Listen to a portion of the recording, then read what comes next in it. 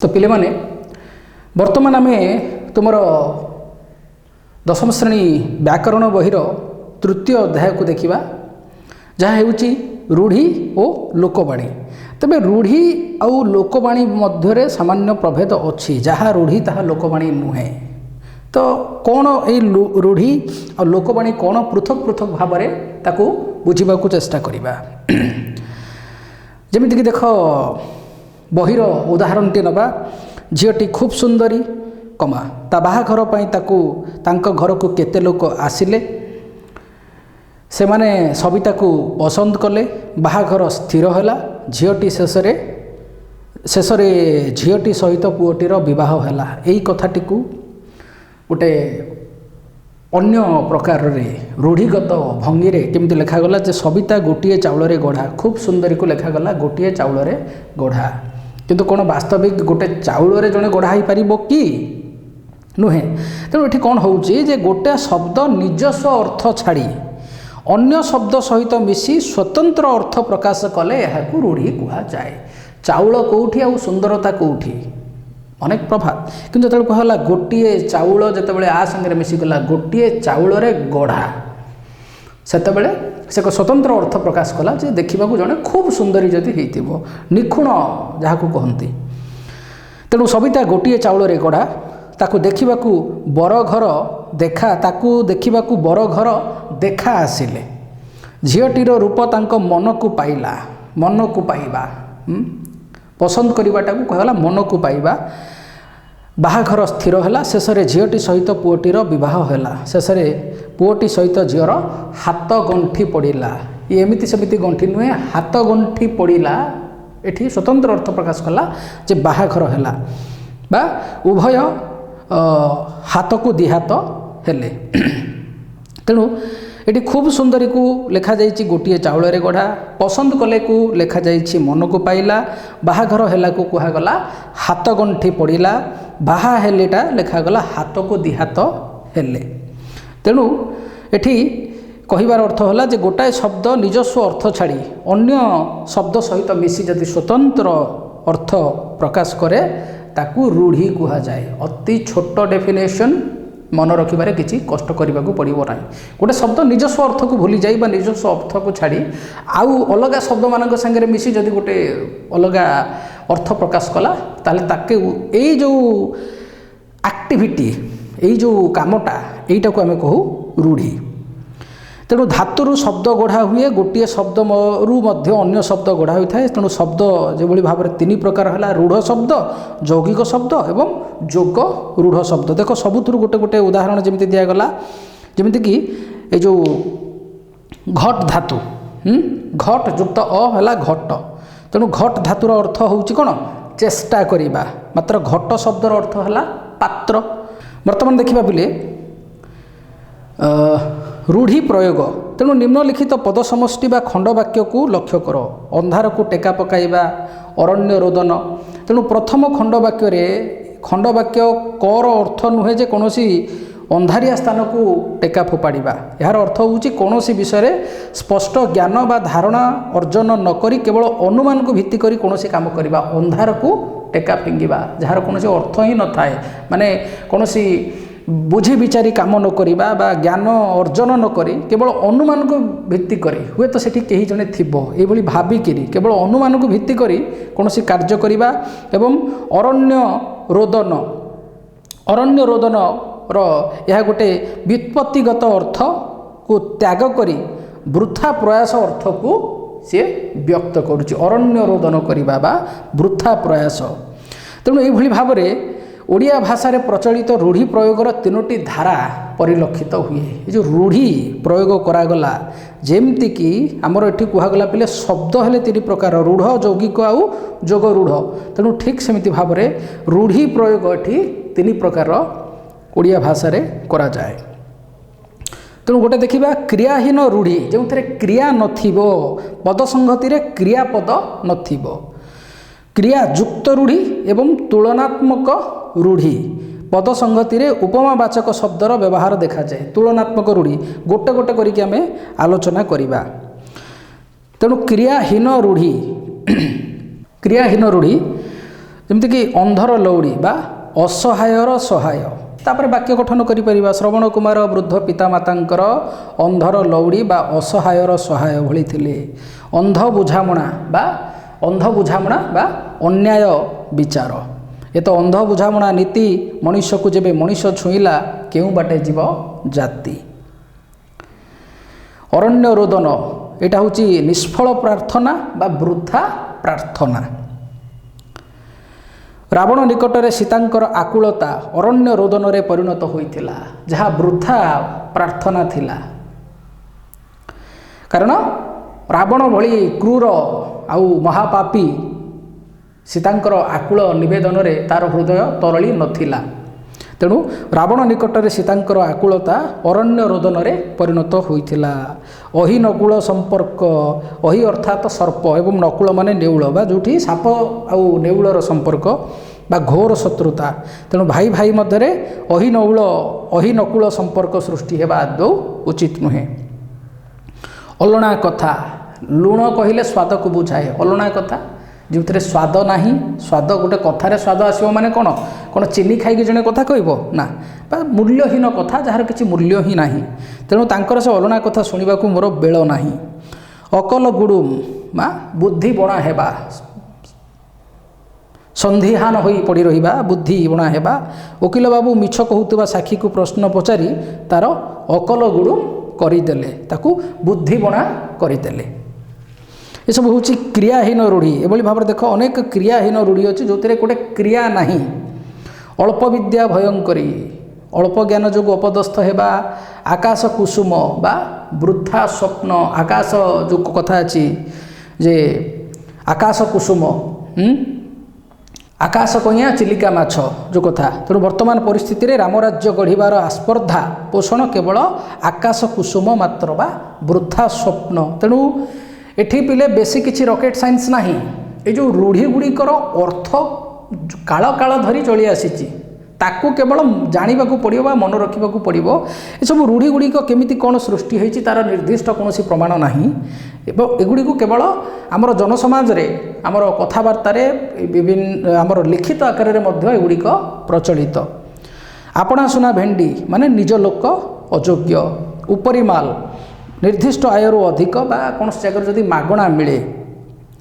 ଉପରିମାଲ ସଂଗ୍ରହ କରୁଥିବା ବ୍ୟକ୍ତି ଦେଶର କଳଙ୍କ। ଉପର ଠାଉରିଆ ମାନେ ଉପରୁ ଅନୁମାନ କରିବା। ତେଣୁ ଗଭୀରତାର ଅଭାବ ବା ସାରବତ୍ତାର ଅଭାବ। ଏ ଘର ମାଉସୀ ସେ ଘର ପିଉସୀ, ମାନେ ଏ ଘରେ ଯେ ମାଉସୀ ବା ଗୋଟିଏ ଚରିତ୍ର, ଆର ଘରେ ସେ ଆଉ ଗୋଟା ପ୍ରକାର ଚରିତ୍ର। ତେଣୁ ଏପଟ ସେପଟ ଛିଦ୍ର କହି ଯେ ସବୁଠାରେ ଭଲେଇ ହୁଏ। ଏକ ଘରିକିଆ ମାନେ ଘରଟାକୁ ଅଲଗା କରି ରଖିବା, ତାଙ୍କ ସାଙ୍ଗରେ ନ ମିଶିବା ବା ସେମାନଙ୍କୁ ମିଶିବାକୁ ନ ଦେବା, ଯାହାକୁ ସାଧାରଣ ଅର୍ଥରେ ସାମାଜିକ ବାସନ୍ଦ ବୋଲି କୁହାଯାଏ। ତେଣୁ ଜଣକୁ ଏକଘରିଆ କରି ରଖିବା ମାନବିକ ଅଧିକାରର ସମ୍ପୂର୍ଣ୍ଣ ଉଲ୍ଲଙ୍ଘନ। ଓଳିଆରୁ ଗଜା ବା ଜନ୍ମରୁ ଚତୁର ବା ସିଆଣିଆ। କର ଛଡ଼ା ଅର୍ଥାତ୍ ଦାୟିତ୍ୱ ନ ନେବା। କାଠିକର ପାଠ ଅର୍ଥାତ୍ ଯାହାକୁ ଭାରି ଅତ୍ୟନ୍ତ କଷ୍ଟସାଧ୍ୟ।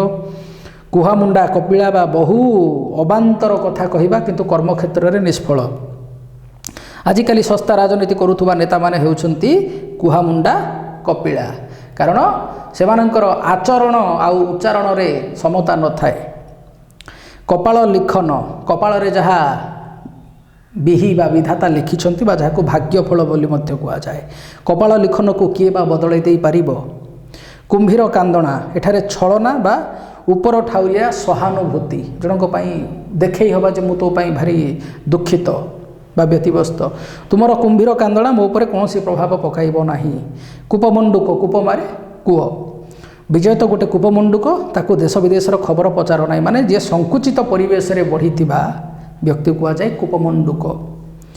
ଖତଗଦାରେ ପଦ୍ମ ଅର୍ଥାତ୍ ପ୍ରତିକୂଳ ପରିସ୍ଥିତିରେ ପ୍ରତିଭା ସ୍ଫୁରଣ ହେବା। ଗୋଟେ ନିକୃଷ୍ଟତର ଜାଗାରୁ ଗୋଟେ ଉତ୍କୃଷ୍ଟତର ଜିନିଷର ଯଦି ଉତ୍ପତ୍ତି ଘଟିଲା, ତେଣୁ ରେଢ଼ାଖୋଲର କନ୍ଧ ପରିବାରରେ ଜନ୍ମ ହୋଇଥିଲେ ବି କବି ଭୀମ ହୋଇଥିଲେ ଖତଗଦାରେ ପଦ୍ମ ସଦୃଶ, ଯେ ଲେଖିଥିଲେ ପ୍ରାଣୀଙ୍କ ଆରତ ଦୁଃଖ ପ୍ରମିତ ଦେଖୁ ଦେଖୁ କେବା ସହୁ, ମୋ ଜୀବନ ପଛେ ନର୍କେ ପଡ଼ିଥାଉ ଜଗତ ଉଦ୍ଧାର ହେଉ।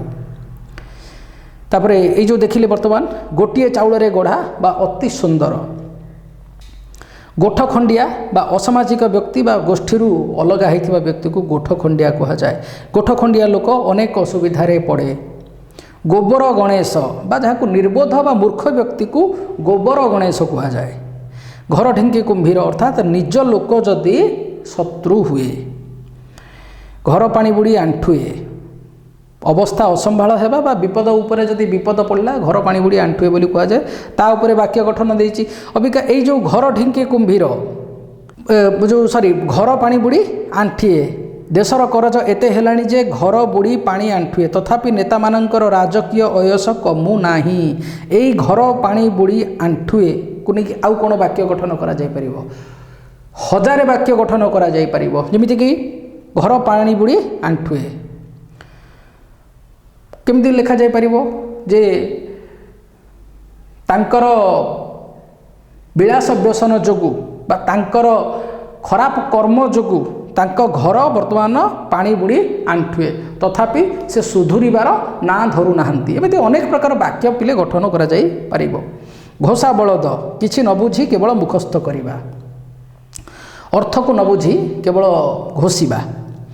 ଘୋଷା ବଳଦ ହୋଇ ଲାଭ କ'ଣ? ପାଠ ଟିକେ ବୁଝିବାକୁ ଚେଷ୍ଟା କର। ଛୁଞ୍ଚି ମାଛି ପରୀକ୍ଷା କରିବା ବା ତନ୍ନ ତନ୍ନ କରି ଗୋଟେ ଜିନିଷକୁ ଦେଖିବା। ସବୁ କଥାରେ ଏମିତି ଛୁଞ୍ଚି ମାଛି ପରୀକ୍ଷା କଲେ ଚଳିବନି। ବେଳେବେଳେ ଏଇଟାକୁ ମଧ୍ୟ କୁହାଯାଏ ଯେ ଛେନାରୁ ଚୋପା ଛଡ଼େଇବା। ଛକା ପଞ୍ଝା ମାନେ ଉଭୟ ପକ୍ଷର ସତର୍କ ଭାବ ଯଦି ରହିଲା, ଛକା ପଞ୍ଝା। ଜଙ୍ଗଲ ମଧ୍ୟରେ ଗତକାଲି ପୋଲିସ ଓ ଚୋରଙ୍କ ମଧ୍ୟରେ ଛକା ପଞ୍ଝା ଚାଲିଥିଲା। ଜପାମାଳି ମାନେ ଅତି ପ୍ରିୟ, କାରଣ ଜଣେ ସାଧକ ପାଇଁ, ଜଣେ ଭକ୍ତ ପାଇଁ ଈଶ୍ୱରଙ୍କର ନାମ ନେବାଠୁ ବଳି ଆଉ ଭଲ କର୍ମ କିଛି ନାହିଁ। ତେଣୁ ଜପାମାଳି, ନାମ ଜପିବା ଅର୍ଥାତ୍ ଯାହାକୁ ଆମେ ଅତି ଭଲ ପାଇବା ବା ଅତି ପ୍ରିୟ।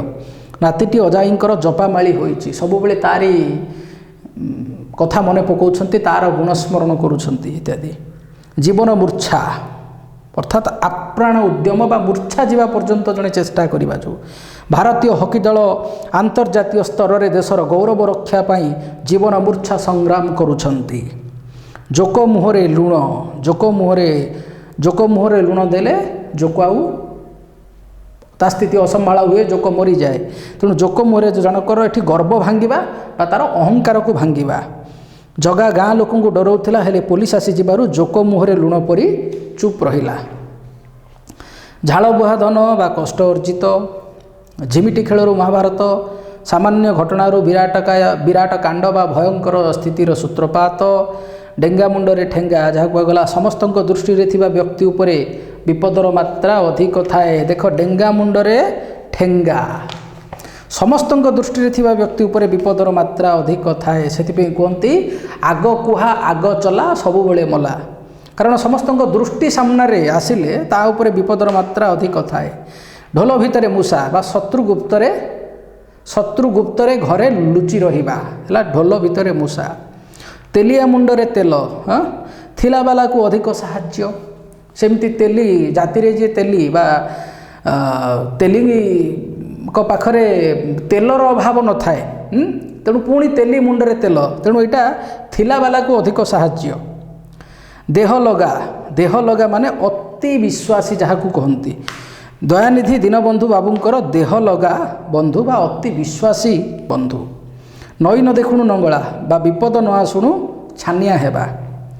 ନଛୋଡ଼ ବନ୍ଧା ବା ଏକଜିଦିଆ, ତାଙ୍କର ନଛୋଡ଼ ବନ୍ଧା ମନୋଭାବ ଯୋଗୁଁ ପରିବାରଟି ଉଜୁଡ଼ିଗଲା। ନାଟର ଗୋବର୍ଦ୍ଧନ ଅର୍ଥାତ୍ ଏଠି ହେଉଛି ଅନର୍ଥ। ନାଟ ମାନେ ଭାରି ପ୍ରତିକୂଳ ପରିସ୍ଥିତି, ଅବାଞ୍ଛିତ ପରିସ୍ଥିତିକୁ ନିମନ୍ତ୍ରଣ ଦେବା ବା ଅନର୍ଥକୁ ଆବାହନ କରିବା। ତେଣୁ ଗାଁ ସରପଞ୍ଚ ଟାଉଟର ହରିମିଶ୍ରେ ସବୁ ନାଟର ଗୋବର୍ଦ୍ଧନ ଅର୍ଥାତ୍ ଅନର୍ଥର ମୂଳ କାରଣ। ଫାଙ୍କା ଆବାଜ ମାନେ ବୃଥା ଧମକ। ଫଟା କପାଳ ମନ୍ଦ ଭାଗ୍ୟ। ବଣ ବିଛୁଆତି ମାନେ ଅତି ଦୁଷ୍ଟ ବା ମୂଳରୁ ଦୁଷ୍ଟ ଯାହାକୁ କୁହନ୍ତି। ସେ ପିଲାଟା ବଣ ବିଛୁଆତି, ତା ସାଙ୍ଗରେ ମିଶିଲେ ଭଲ ପିଲା ବି ନଷ୍ଟ ହୋଇଯିବେ। ବାକୁ ବତା, ବାକୁ ବା ବାତ୍ୟା ସମୟରେ ବତା କ'ଣ ମଣିଷକୁ ରକ୍ଷା କରିପାରିବ? ତେଣୁ କ୍ଷୀଣ ଆଶ୍ରୟ। ମହାବାତ୍ୟା ଅଞ୍ଚଳରେ ମୁଣ୍ଡ ଗୁଞ୍ଜିବାକୁ ଲୋକମାନେ ତିଆରି କରିଥିବା ଝାଟିମାଟିର ଘରଗୁଡ଼ିକ ବାକୁ ବତା ପରି ଯଥେଷ୍ଟ ନୁହେଁ ପ୍ରତିକୂଳ ପରିସ୍ଥିତିକୁ ସାମ୍ନା କରିବା ପାଇଁ। ତଥାପି କୁହନ୍ତି ଭାସିଗଲା ଲୋକର କୁଟାକ୍ଷୟକୁ ଭରସା। ବାପାରାନ ଢିଙ୍କି ଗିଲ୍ ମାନେ ଜଣକୁ ବାଧ୍ୟ କରିବା ଗୋଟେ କାମ ପାଇଁ। ବାହାଘର ବେଳେ ବାଇଗଣ ରୁଆ ଏଇ ରୂଢ଼ିଟି ଏଇ ଯେଉଁ କ୍ରିୟାହୀନ ରୂଢ଼ିଟି ଅତ୍ୟନ୍ତ ଲୋକପ୍ରିୟ। ଯେ ଆଗରୁ ପ୍ରସ୍ତୁତ ନ ହୋଇ ଶେଷ ମୁହୂର୍ତ୍ତରେ କାର୍ଯ୍ୟ ଆରମ୍ଭ କରିବା। ପରୀକ୍ଷା ବେଳେ ବହି କିଣା ବାହାଘର ବେଳେ ବାଇଗଣ ରୁଆ ସହିତ ସମାନ। ବାଘ ଘରେ ମିରିଗ ନାଟ ବା ମୃଗ ନାଟ ଯାହାକୁ କୁହନ୍ତି। ତେଣୁ ମୁରବୀଙ୍କ ଅନୁପସ୍ଥିତିରେ ବିଶୃଙ୍ଖଳା ସୃଷ୍ଟି କରିବା। ବିରାଡ଼ି ବୈଷ୍ଣବ, ତେଣୁ ଜଣେ ଆମିଷାସୀ ଜୀବ ବୈଷ୍ଣବ ବା ବିଷ୍ଣୁ ଉପାସନା ବା ଧାର୍ମିକ ହେବାଟା ହାସ୍ୟାସ୍ପଦ ଅଟେ ବା ଅସମ୍ଭବ ଅଟେ। ତେଣୁ ବକ ଧାର୍ମିକ ବା ଯାହାକୁ ଠକ ବୋଲି କହନ୍ତି, ଧର୍ମ ପ୍ରଚାର ନାଁରେ ଅନେକ ବିରାଡ଼ି ବୈଷ୍ଣବ ସାଧୁ ରୂପରେ ଆମ ସମାଜରେ ବୁଲୁଛନ୍ତି। ବୋଝ ଉପରେ ନଳିତା ବିଡ଼ା, ମାନେ ଦୁଃଖ ଉପରେ ଦୁଃଖ, କାରଣ ନଳିତା ବିଡ଼ା ଆହୁରି ଓଜନ ଭରିଦିଏ। ତାଙ୍କର ସ୍ୱାମୀ ଦୁର୍ଘଟଣାରେ ପ୍ରାଣ ହରାଇଲେ। ପରେ ପରେ ପୁଅଟି ଚାଲିଗଲା। ତେଣୁ ସ୍ୱାମୀଙ୍କ ମୃତ୍ୟୁ, ତାପରେ ପୁଅଙ୍କର ମୃତ୍ୟୁ। ତ ଏବେ ତାଙ୍କ ଅବସ୍ଥା ବୋଝ ଉପରେ ନଳିତା ବିଡ଼ା ଭଳି। ରାଣ୍ଡି ପୁଅ ଅନନ୍ତା ବା ଲଙ୍ଗଳା କଟୋରୀ ବା ଚାରି ଦଉଡ଼ି କଟା, ଏ ତିନୋଟି ରୂଢ଼ିର ଗୋଟାଏ ଅର୍ଥ ହେଉଛି ଅନାୟାତ, ଯିଏ କାହାର ବି ଆୟତରେ ନାହିଁ ବା ଅଧୀନରେ ନାହିଁ ବା ନିୟନ୍ତ୍ରଣରେ ନାହିଁ ବା ଶାସିତ ଯିଏ ନୁହେଁ, ଶାସନ ବାହାରକୁ ଜଣେ ଚାଲିଯିବା। ତାର ଘରଦ୍ୱାର ଭାଇବନ୍ଧୁ ମାୟା ମମତା ବୋଲି କିଛି ନାହିଁ, ସେ ରାଣ୍ଡି ପୁଅ ଅନନ୍ତା ପରି ବୁଲୁଛି। ହାତ ବାରିସି, ଯାହା ସାହାଯ୍ୟରେ କାର୍ଯ୍ୟ ହାସଲ ହୁଏ। ଆଜିକାଲି କଲେଜ ଛାତ୍ରମାନେ ରାଜନେତାଙ୍କର ହାତ ବାରିସି ସାଜିଛନ୍ତି। ହୁଙ୍କା ପିଟା, କିଛି ନ ବୁଝି ହଠାତ୍ କାମରେ ଲାଗିଯିବା। ତାଙ୍କର ହୁଙ୍କା ପିଟା ନୀତି ତାଙ୍କ ବିଫଳତାର କାରଣ। ତାପରେ ବର୍ତ୍ତମାନ ଦେଖିବା ପିଲେ କ୍ରିୟାଯୁକ୍ତ ରୂଢ଼ି। ତେଣୁ ଏଗୁଡ଼ିକୁ ମନେ ରଖିବାଟା ନିହାତି ଭାବରେ, ମନେ ରଖିବା ଛଡ଼ା ଆଉ ଦ୍ୱିତୀୟ ବିକଳ୍ପ କିଛି ନାହିଁ। ଅହନ୍ତା ରଖିବା ବା ଅକଷ ରଖିବା, ବର୍ତ୍ତମାନ ଏଠି କ୍ରିୟା ଆସିଗଲା। ପ୍ରତିହିଂସା ମନୋଭାବ ପୋଷଣ କରିବା, ସାଧୁ ଲୋକଙ୍କ ପ୍ରତି ଅହନ୍ତା ରଖିଲେ କିଛି ଫଳ ହୁଏ ନାହିଁ ବା ପ୍ରତିହିଂସା ମନୋଭାବ ରଖିଲେ କିଛି ଫଳ ହୁଏ ନାହିଁ। ଅନ୍ଧାରକୁ ଟେକା ପକାଇବା ବା ଏ ଯେଉଁ ଅନୁମାନ କରିବା କଥାଟି କହିଲେ, ପ୍ରକୃତ ପାଠ ନ ଜାଣି ଅନ୍ଧାରକୁ ଟେକା ପକାଇଲା ଭଳି ଉତ୍ତର ଦେବାରୁ ଶିକ୍ଷକ ଧୀରେନ୍ଦ୍ର ଉପରେ ରାଗିଲେ। ଆଖି ରଖିବା, ତା ଉପରେ ଟିକେ ଆଖି ରଖିଥାଅ, ନଜର ରଖିଥାଅ। ତେଣୁ ଏଠି ଲକ୍ଷ୍ୟ ରଖିବା ବା ଯତ୍ନ ନେବା। ଜାତୀୟ ସ୍ୱାର୍ଥକୁ ଆଖି ଆଗରେ ରଖି ଆମକୁ କର୍ତ୍ତବ୍ୟ ସମ୍ପାଦନ କରିବାକୁ ହେବ। ତାପରେ ଆଖି ଦେବା ବା ଦୃଷ୍ଟି ପକାଇବା, ଆଖି ଦେବା ବା ଦୃଷ୍ଟି ପକାଇବା ହେଲା କ'ଣ, ବିଷ ଦୃଷ୍ଟିରେ ଦେଖିବା ବା ଲୋଭ କରିବା। ଗୋଟେ ହେଲା ଆଖି ରଖିବା, ଆଉ ଗୋଟେ ହେଉଛି ଆଖି ଦେବା। ସିଏ ମୋ ସମ୍ପତ୍ତି ଉପରେ ଆଖି ଦେଉଛି। ପରଦ୍ରବ୍ୟ ପ୍ରତି ଆଖି ଦେବା ବା ଦୃଷ୍ଟି ପକାଇବା ଠିକ୍ ନୁହେଁ। ତାପରେ ପୁଣି ଦେଖ, ଆଖି ରଖିବା, ଆଖି ଦେବା ଏବଂ ଆଖି ପକାଇବାକୁ ଆଉ ଗୋଟେ ଅର୍ଥରେ ମଧ୍ୟ କହନ୍ତି, ଯେଉଁ ଲୋଭ କରିବା ବା ଦୃଷ୍ଟି, ଲୋଲୁପ ଦୃଷ୍ଟି ପକାଇବା। ଚୋର ସେ ଘରଟି ଉପରେ ଆଖି ପକାଇଲାଣି। ଆମେ ସାଧାରଣ ବି କହୁ ମୋ ଖାଇବା ଉପରେ ଆଖି ପକାନା, ମାନେ ମୋ ଖାଇବା ପ୍ରତି ଲୋଭ ରଖନା। ଆଖି ବୁଲାଇବା, ତେଣୁ ଦେଖ ଆଖି ଶବ୍ଦକୁ ନେଇ କେତେ ଗୁଡ଼ିଏ କ୍ରିୟାଯୁକ୍ତ ରୂଢ଼ି ବର୍ତ୍ତମାନ ଦେଖିବା। ଆଖି ବୁଲାଇବା ମାନେ ମୋଟାମୋଟି ଭାବରେ ଦେଖିବା। ମୁଁ ଆଖି ବୁଲେଇଲି, ଗୋଟେ ଆପ୍ରୋକ୍ସିମେଟଲି ଗୋଟେ ହିସାବ କଲି, ସେଇଭଳି ଭାବରେ। ସାହିତ୍ୟ ପରୀକ୍ଷାକୁ ଯିବା ପୂର୍ବରୁ ବ୍ୟାକରଣ ବହି ଉପରେ ଟିକିଏ ଆଖି ବୁଲେଇ ଦେବା ଉଚିତ। କାରଣ ବ୍ୟାକରଣ ଯଦି ଭୁଲ ରହିଲା, କେବେ ବି କୌଣସି ପ୍ରଶ୍ନର ସମ୍ପୂର୍ଣ୍ଣ ମାର୍କ ପାଇପାରିବ ନାହିଁ। ଆଖି ବୁଜିବା, ମୃତ୍ୟୁବରଣ କରିବା। ବାପ ଆଖି ବୁଜିବାର ମାସ ଦୁଇଟା ହେଇନି, ପୁଅମାନେ ଭିନ୍ନ ହେଇଗଲେ। ଆଖିକି ପାଇବା ମାନେ ପସନ୍ଦ କରିବା, ଆଖି ପାଇବା, କଳନା କରିବା ବା ଚାଲାକ ହେବା। ନିର୍ମଳ ତ ଆଖି ପାଇଲାଣି, ଏକୁଟିଆ ତାକୁ କଟକ ଯିବାକୁ ମନା କରୁଛ କାହିଁକି? ତାପରେ ଆଖିରେ ଧୂଳି ଦେବା ବା ଜଣକୁ ଠକି ଦେବା। କୃତଘ୍ନ ଲୋକ କେଉଁ ମୁହୂର୍ତ୍ତରେ ଆଖିରେ ଧୂଳି ଦେଇଦେବ ଠିକ୍ ନାହିଁ। ଆଡ଼ ଆଖିରେ ନ ଚାହିଁବା ମାନେ ସାମାନ୍ୟ ଦୃଷ୍ଟି ନ ଦେବା ବା ସମ୍ପର୍କ ନ ରଖିବା। ଆ ବଳଦ ମୋତେ ବିନ୍ଧ, ଏଇଟି ମଧ୍ୟ ବେଶୀ ପପୁଲାର ବା ଲୋକପ୍ରିୟ ରୂଢ଼ି, ମାନେ ବିପଦକୁ ଡାକି ଆଣିବା। ଉଷୁନା ଧାନ ଗଜା ହେବା, କାରଣ ଉଷୁନା ଧାନ କେବେ ଗଜା ହୁଏ ନାହିଁ। ତେଣୁ ଉଷୁନା ଧାନ ଗଜା ହେବାଟାକୁ ଅସମ୍ଭବ ସମ୍ଭବ ହେବା। ଉପରେ ପଡ଼ି କହିବା ବା ଆବୁଡ଼ି ପଡ଼ିବା ବୋଲି ମଧ୍ୟ ୟାକୁ ଭାରି ସାଧାରଣତରେ କୁହାଯାଏ। ନ ପଚାରୁଣୁ କହିବା ବା ଅନ୍ୟର କଥା ନ ସରୁଣୁ କହିବା। ଉପରେ ପଡ଼ି କହିବା ତାର ଗୋଟେ ମନ୍ଦ ଅଭ୍ୟାସ। କପାଳ ଖୋଲିବା, କପାଳ ଖୋଲିବା ଅର୍ଥାତ ଭଲ ଦିନ ଆସିବା, ସୌଭାଗ୍ୟ ଉଦୟ ହେବା। କପାଳ ଫାଟିବା ଅର୍ଥାତ ଜଣଙ୍କର ସର୍ବନାଶ ଘଟିବା ବା ସର୍ବନାଶ ହେବା। ମହାବାତ୍ୟା ପରେ ପୁଣି ମରୁଡ଼ି ହେବାରୁ ଲୋକଙ୍କର କପାଳ ଫାଟିଲା। କଳା କାଠ ପଡ଼ିଯିବା ମାନେ ମଳିନ ପଡ଼ିଯିବା, ଭୀତ ହୋଇଯିବା, ଡରିଯିବା, ଶଙ୍କିତ ଅବସ୍ଥାକୁ ପ୍ରାପ୍ତ ହେବା। ପରୀକ୍ଷାରେ କପି ଧରା ପଡ଼ିଯିବାରୁ ଛାତ୍ରଟି ପ୍ରଧାନ ଶିକ୍ଷକଙ୍କୁ ଦେଖି କଳା କାଠ ପଡ଼ିଗଲା। ବେଳେବେଳେ ଆମେ କହୁ ଛୁଆଟି କଳା କାଠ ପଡ଼ିଗଲାଣି। କଟା ଘାରେ ଚୂନ ଦେବା, ତେଣୁ କଟା ଘା ଯାହା ଯନ୍ତ୍ରଣା ଦିଏ ତା ଉପରେ ଚୂନ ଦେଇକି ଯନ୍ତ୍ରଣାକୁ ଆଉ ଟିକେ ବଢ଼େଇବା ବା ଯନ୍ତ୍ରଣା ଉପରେ ଯନ୍ତ୍ରଣା ଦେବା। କଳା କନା ବୁଲାଇବା, କଳା କନା ବୁଲାଇବା ଅର୍ଥାତ୍ ଏଠି ହେଉଛି ସର୍ବସ୍ୱ ଲୁଟି ନେବା ବା ସର୍ବନାଶ କରିବା। ଚୋରମାନେ ଗତ ରାତିରେ ଜମିଦାର ଘରୁ ସମସ୍ତ ଜିନିଷ ଲୁଟି ନେଇ କଳା କନା ବୁଲାଇ ଦେଇଛନ୍ତି ବା ସର୍ବନାଶ କରିଦେଇଛନ୍ତି। କାମରେ ହାତ ଦେବା, କାମରେ ହାତ ଦେବା ମାନେ କ'ଣ? ଗୋଟେ କାର୍ଯ୍ୟ ଆରମ୍ଭ କରିବା। କାନରେ ହାତ ଦେବା, ତା କଥା ଶୁଣି ମୁଁ କାନରେ ହାତ ଦେଲି, ମାନେ ଏତେ ଆଉ ଶୁଣିପାରିଲିନି, ଏଭଳି ଆଶ୍ଚର୍ଯ୍ୟକର କଥା ଯାହା ମୋର ହଜମ ହେଲା ନାହିଁ। ତାଙ୍କ ଡାହା ମିଛ କଥା ଗୁଡ଼ାକ ଶୁଣି ମୁଁ କାନରେ ହାତ ଦେଲି। କାଠ ପଡ଼ିଯିବା ବା ଜଡ଼ ପାଲଟିଯିବା, କାଠ ପଡ଼ିଯିବା ଅର୍ଥାତ୍ ଏଠି କାତର ହେବା। ପୁତ୍ରର ମୃତ୍ୟୁ ଜନିତ ଦୁଃସମ୍ବାଦ ପାଇବା ପରେ ମା କ୍ଷଣକାଳ ପାଇଁ କାଠ ପାଲଟି ଗଲେ। କୁହୁଡ଼ି ପହଁରିବା, ବୃଥା ପରିଶ୍ରମ ବା ବୃଥା ପ୍ରୟାସ କରିବା। ଖାଲରେ ପକାଇବା ଅର୍ଥାତ୍ ବିପଦରେ ପକାଇବା, କାରଣ ଖାଲରେ ପଡ଼ିଲେ ଜଣେ ଖଣ୍ଡିଆ ଖାବରା ବା ଅସୁବିଧାର ସମ୍ମୁଖୀନ ହେବ, ବିପଦରେ ପକାଇବା। ଖିଅ କାଢ଼ିବା ଅର୍ଥାତ୍ କଥାକୁ ଘାଣ୍ଟି ଦୋଷ ଖୋଜିବା, ଖିଅ କାଢ଼ିବା ଯେଉଁ କହନ୍ତି। ତେଣୁ ଖଳ ଲୋକମାନେ ସବୁ କଥାରୁ ଖିଅ କାଢ଼ିଥାନ୍ତି। ସୁରୁଖୁରୁରେ ହେଉଥିବା କାମରେ ମଧ୍ୟ ସମସ୍ତଙ୍କର ଦୋଷ ଦୁର୍ବଳତା ଦେଖିଥାନ୍ତି। ଖାଇବା ପତରରେ ଧୂଳି ଦେବା ମାନେ ଜଣଙ୍କର ଜୀବିକା ଛଡ଼ାଇ ନେବା।